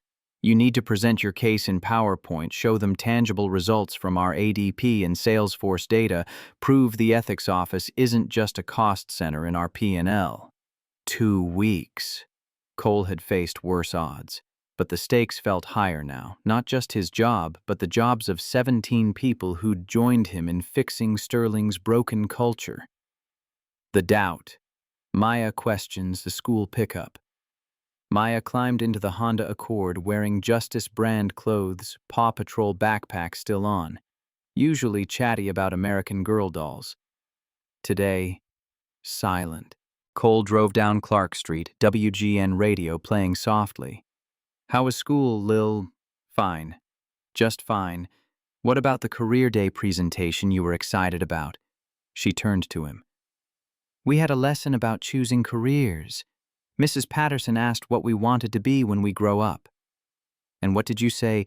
I said I wanted to be like you. Someone who helps people and makes things fair. Pause. But then Tyler said that jobs like that don't matter because they don't make money. He said his dad, who works at Goldman Sachs, says people who work in ethics are just troublemakers who make it harder for companies to do business and hurt stock prices. Cole's jaw tightened. What did you say back? I told him his dad was wrong, that helping people always matters even if it doesn't make money or show up in the Wall Street Journal, that my dad has one of the most important jobs in the world. Her voice wavered. But then Tyler laughed and some other kids laughed too, and I felt stupid. Cole pulled into Whole Foods parking lot, turned to face her. Lily, listen to me. What you said to Tyler was exactly right. Helping people does matter. Making things fair does matter. And anyone who tells you otherwise is probably someone who's benefiting from unfairness and doesn't want it to change, like Tyler's dad probably makes money from companies cutting corners. But what if Tyler's right? What if your job doesn't matter to the people who make decisions on CNBC?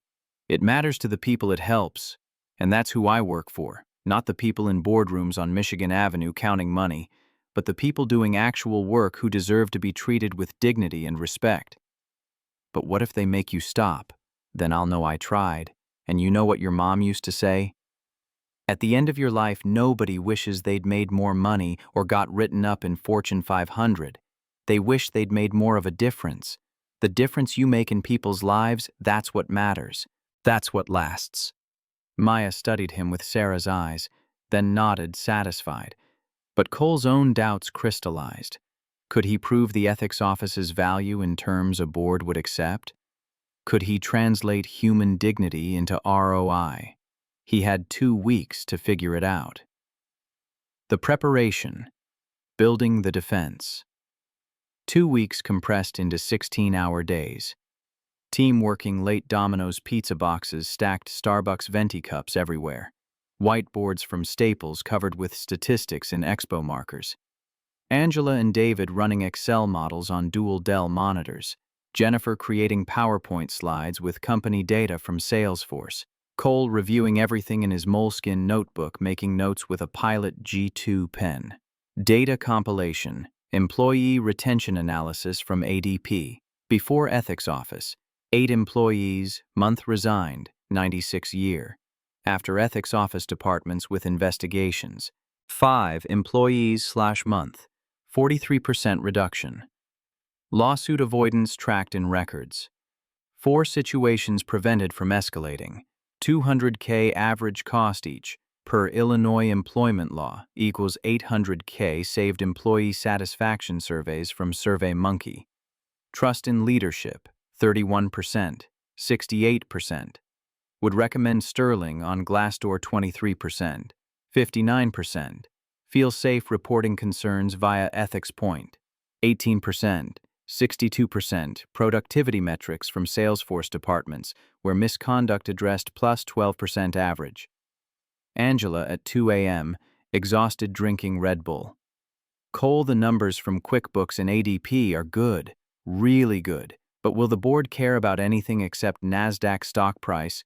Numbers aren't enough.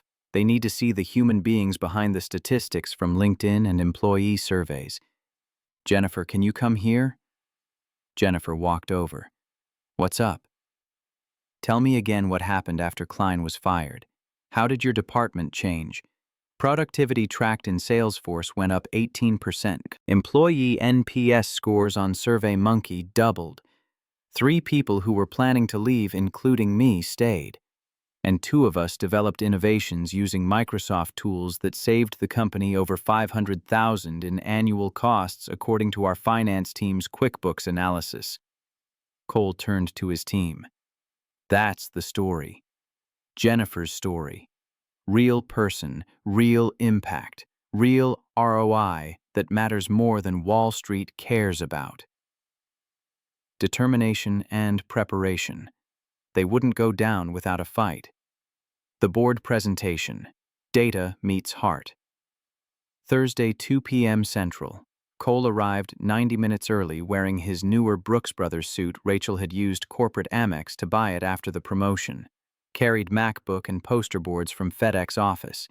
Rachel met him outside the conference room, straightened his Nordstrom tie. Remember, Brennan isn't your enemy. He's doing his fiduciary duty as board member, protecting shareholder value and NASDAQ price. Your job is to show him that protecting people and protecting profits measured in quarterly earnings aren't mutually exclusive. And if I can't convince them, then we fight anyway. Some things are worth fighting for even if we lose in stock drops. Board seated 12 faces ranging from supportive Patricia Miller to hostile Brennan, two others from private equity firms. Cole didn't sit at the podium, walked around the room with poster boards printed at Kinko's, making eye contact with each member using Logitech remote for PowerPoint. Brennan opened. Mr. Harper, we appreciate the work you've done according to reports in our SharePoint, but this department cost $3.2 million last quarter per our CFO's QuickBooks analysis. Where's the measurable return on that investment that shareholders care about? Cole began with Jennifer Ross's story. Showed her photo on the poster board from Shutterfly. Before I show you Excel spreadsheets and Salesforce dashboards, I want to tell you about Jennifer Ross. 26 years old, junior analyst with a DePaul finance degree, developed an Excel forecasting model that saved her department 30 hours a month. Her supervisor stole credit for her work not once but 5 times over 2 years. When Jennifer complained via our Workday HR system, she was told to be a team player. She was planning to quit and write about it on Glassdoor. He showed the timeline. After we terminated her supervisor, 3 things happened tracked in our ADP and Salesforce systems. Department productivity increased 18%.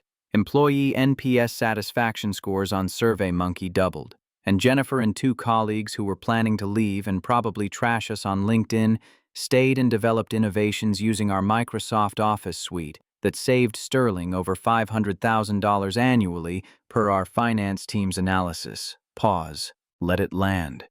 Jennifer's story isn't unique according to our ethics point data. It's replicated across every department where we've investigated misconduct and implemented changes. People who feel valued work harder, stay longer, and contribute more, according to Gallup research.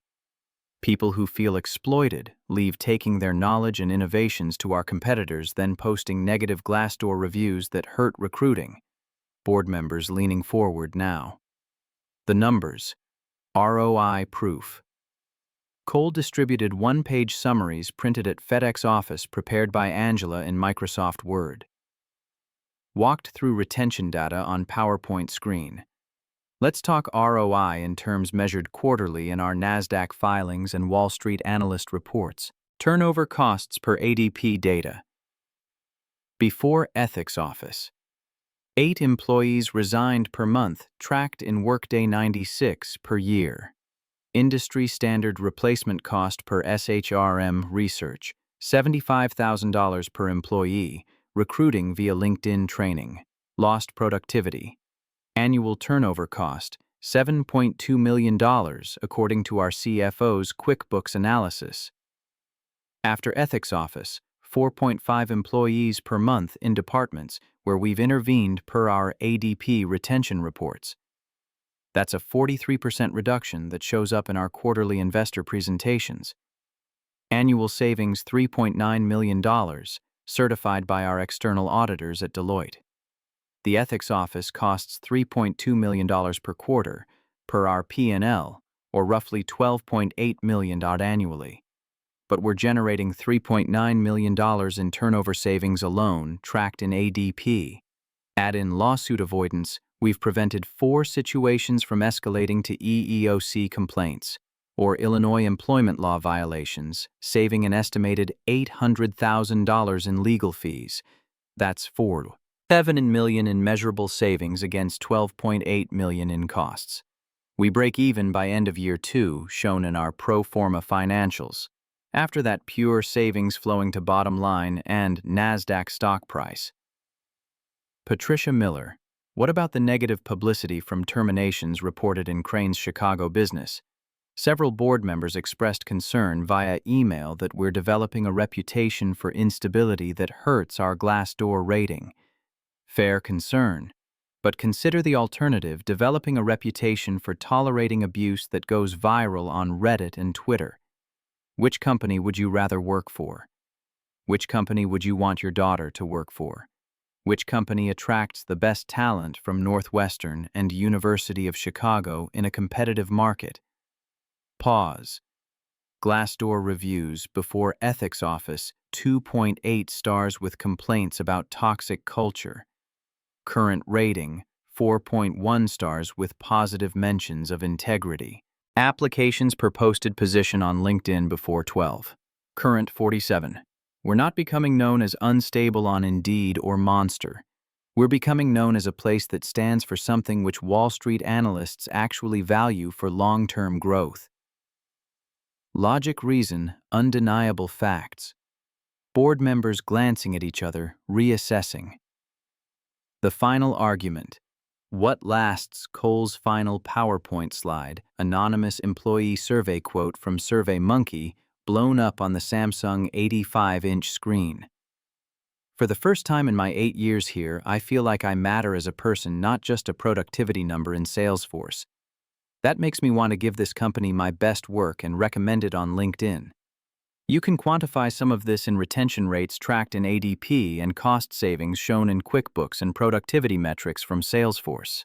But the real value is in building a company where good people want to work, stay, and give their best, which Deloitte research shows drives long-term shareholder value better than quarterly cost-cutting. That's not something you can put on a GAAP balance sheet, but it's everything that makes a balance sheet possible and keeps NASDAQ investors happy long-term. Brennan leaned back in his Herman Miller chair. Mr. Harper, you make a compelling case with hard data from our systems. But I have one question. What happens when you leave? What stops this from becoming bureaucratic red tape tracked in service, now that creates more problems than it solves?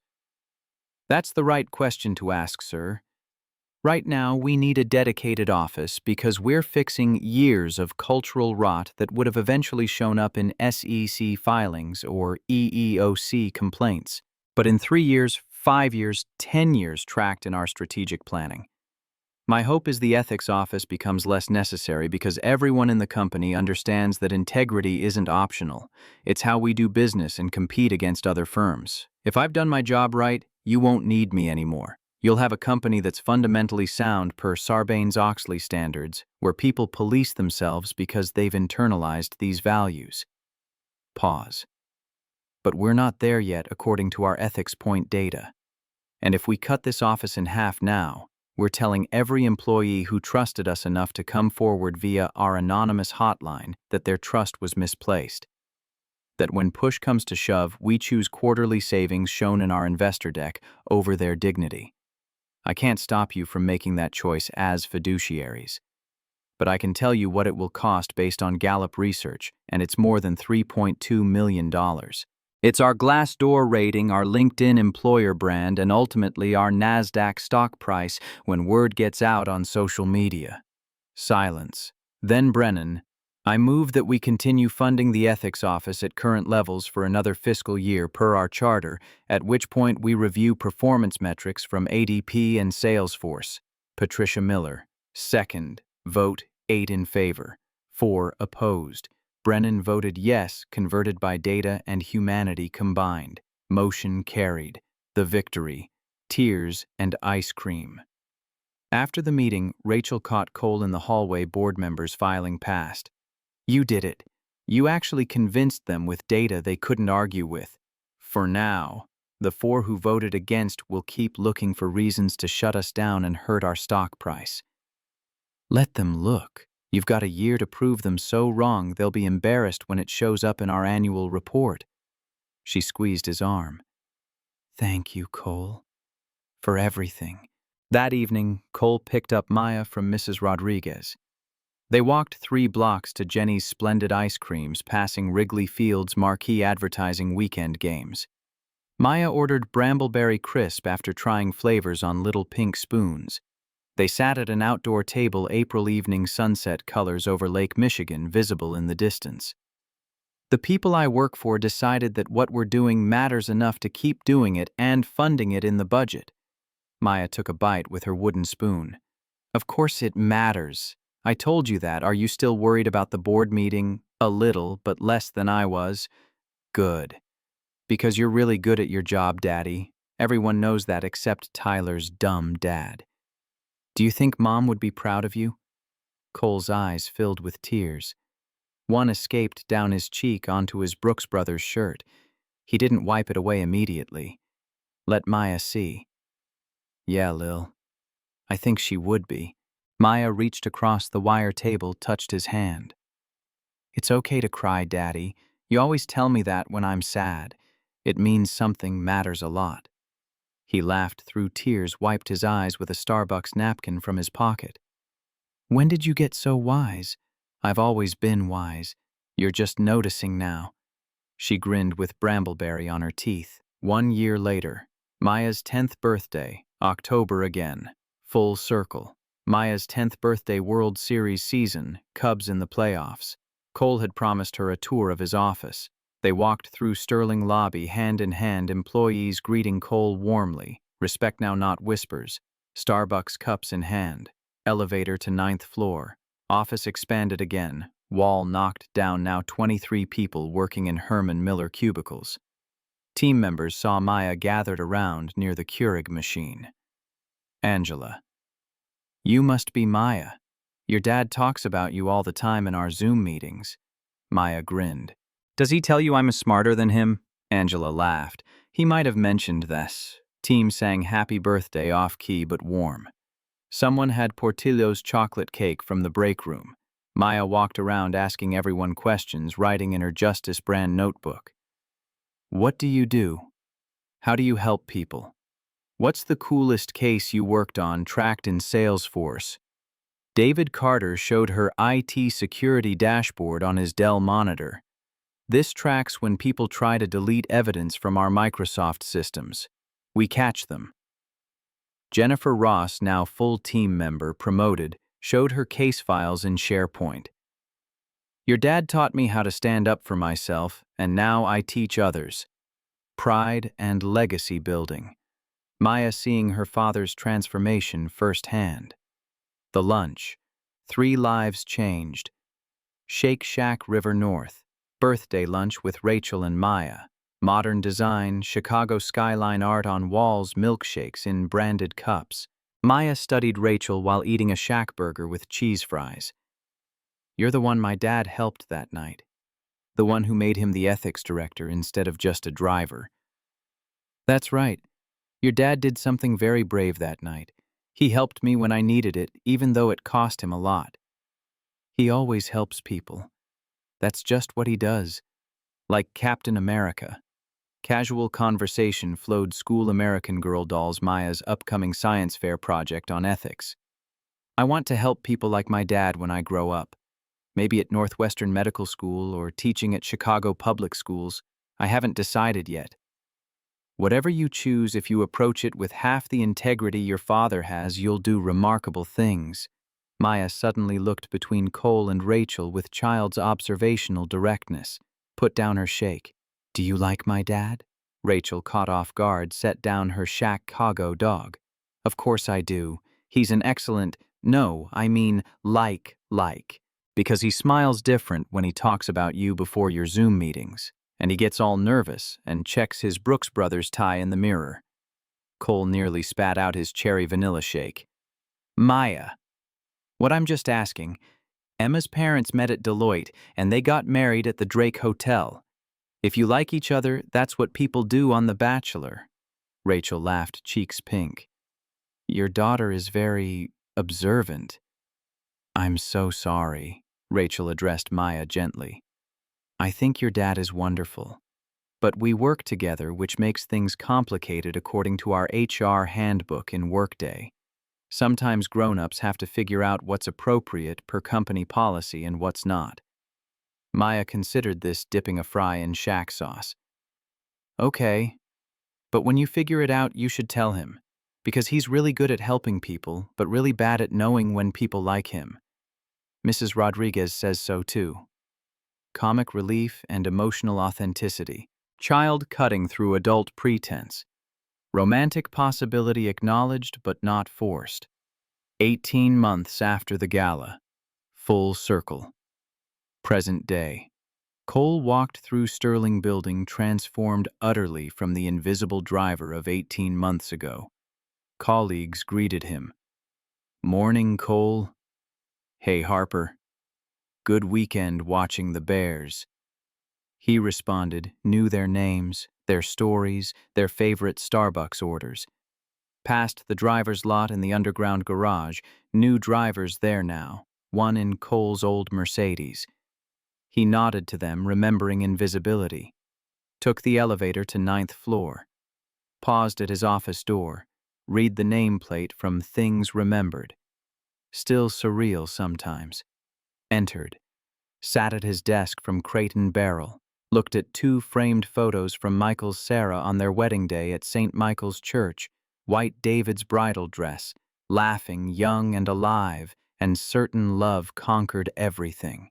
Maya's recent school picture from Life Touch, gap-toothed grin, brown eyes, like Sarah's wearing an old navy shirt.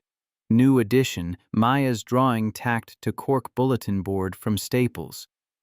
Stick figures caption in Crayola marker, "Heroes hold on." Opened Outlook email on his Dell monitor, new case report waiting. Subject, "I need help from Ethics Point. I don't know where else to turn." Employee described situation manager taking credit for her Python code echoes of Jennifer Ross. Cole Red recognized the familiar pattern from Salesforce tracking. Began typing response, fingers confident now. "Thank you for trusting me with this through our Ethics Point system. Your experience matters, and what you're describing is exactly the kind of situation this office exists to address per our mission statement. We will investigate thoroughly using our established protocols and take appropriate action. You are not alone in this. Let's set up a time via Calendly to talk this week. I'm available Tuesday through Thursday afternoons. Central Time. Cole Harper, Director of Ethics and Professional Standards, Sterling Technologies. Purpose fulfilled. Cycle continuing. Cole's work ongoing, but he was ready for it now. He hit send in Outlook, leaned back in his Herman Miller Aeron chair, looked out the window at Chicago River and the Wrigley Building beyond. 18 months ago, he'd woken in a Gold Coast penthouse he didn't belong in, facing accusations for doing the right thing. Thought his life was ending. Didn't know it was just beginning. The gala at the Palmer House that night wasn't a disaster. It was a crucible. The investigation by Chicago PD wasn't persecution. It was a test. And everything that came after, the pain tracked in sleepless nights, the doubt whispered at Lakeview Elementary pickup, the slow rebuilding documented in ADP retention metrics, all of it was necessary to become the person sitting here now. You can't choose the moments that define you. You can only choose how you respond to them. He'd chosen integrity over self-preservation when Marcus Webb offered $48,000. Compassion over caution when he stayed that rainy night. And the belief, stubborn as a Chicago winter, may be foolish, that people deserved better than they were getting from Sterling Technologies. That choice cost him. Suspension. Investigation. His daughter crying about Emma's mom at school. But it gave him more than he could have imagined. A career tracked in Salesforce that mattered beyond quarterly earnings. A company changing its Glassdoor rating one case at a time. And a daughter who believed her father was a hero, not because he was perfect like Captain America, but because when someone was falling, he held on instead of letting go. That's what Sarah taught him at Northwestern Hospital in those last hard months. That's what he was teaching Maya at their kitchen table over Bisquick pancakes. And that's what he hoped someday Sterling Technologies would teach the world through their Ethics Point system. The measure of a person isn't their title from Harvard Business School or their wealth shown in NASDAQ stock prices. It's their willingness to help when help is needed, even when it costs them, especially when it costs them, because that's what heroes do in Chicago, in America, in life. They hold on. 1 year forward, Maya's science fair. Maya, now 11 years old, stood at Table 7 in Lakeview Elementary Gymnasium. Chicago Public Schools banner on the wall. Science fair tables from Costco set up. Parents with Starbucks cups milling around. Her project display board trifold from Michael's craft store bore the title in marker, Ethics in Everyday Life, a case study of my dad. Timeline with iPhone photos printed at Walgreens. October 2023.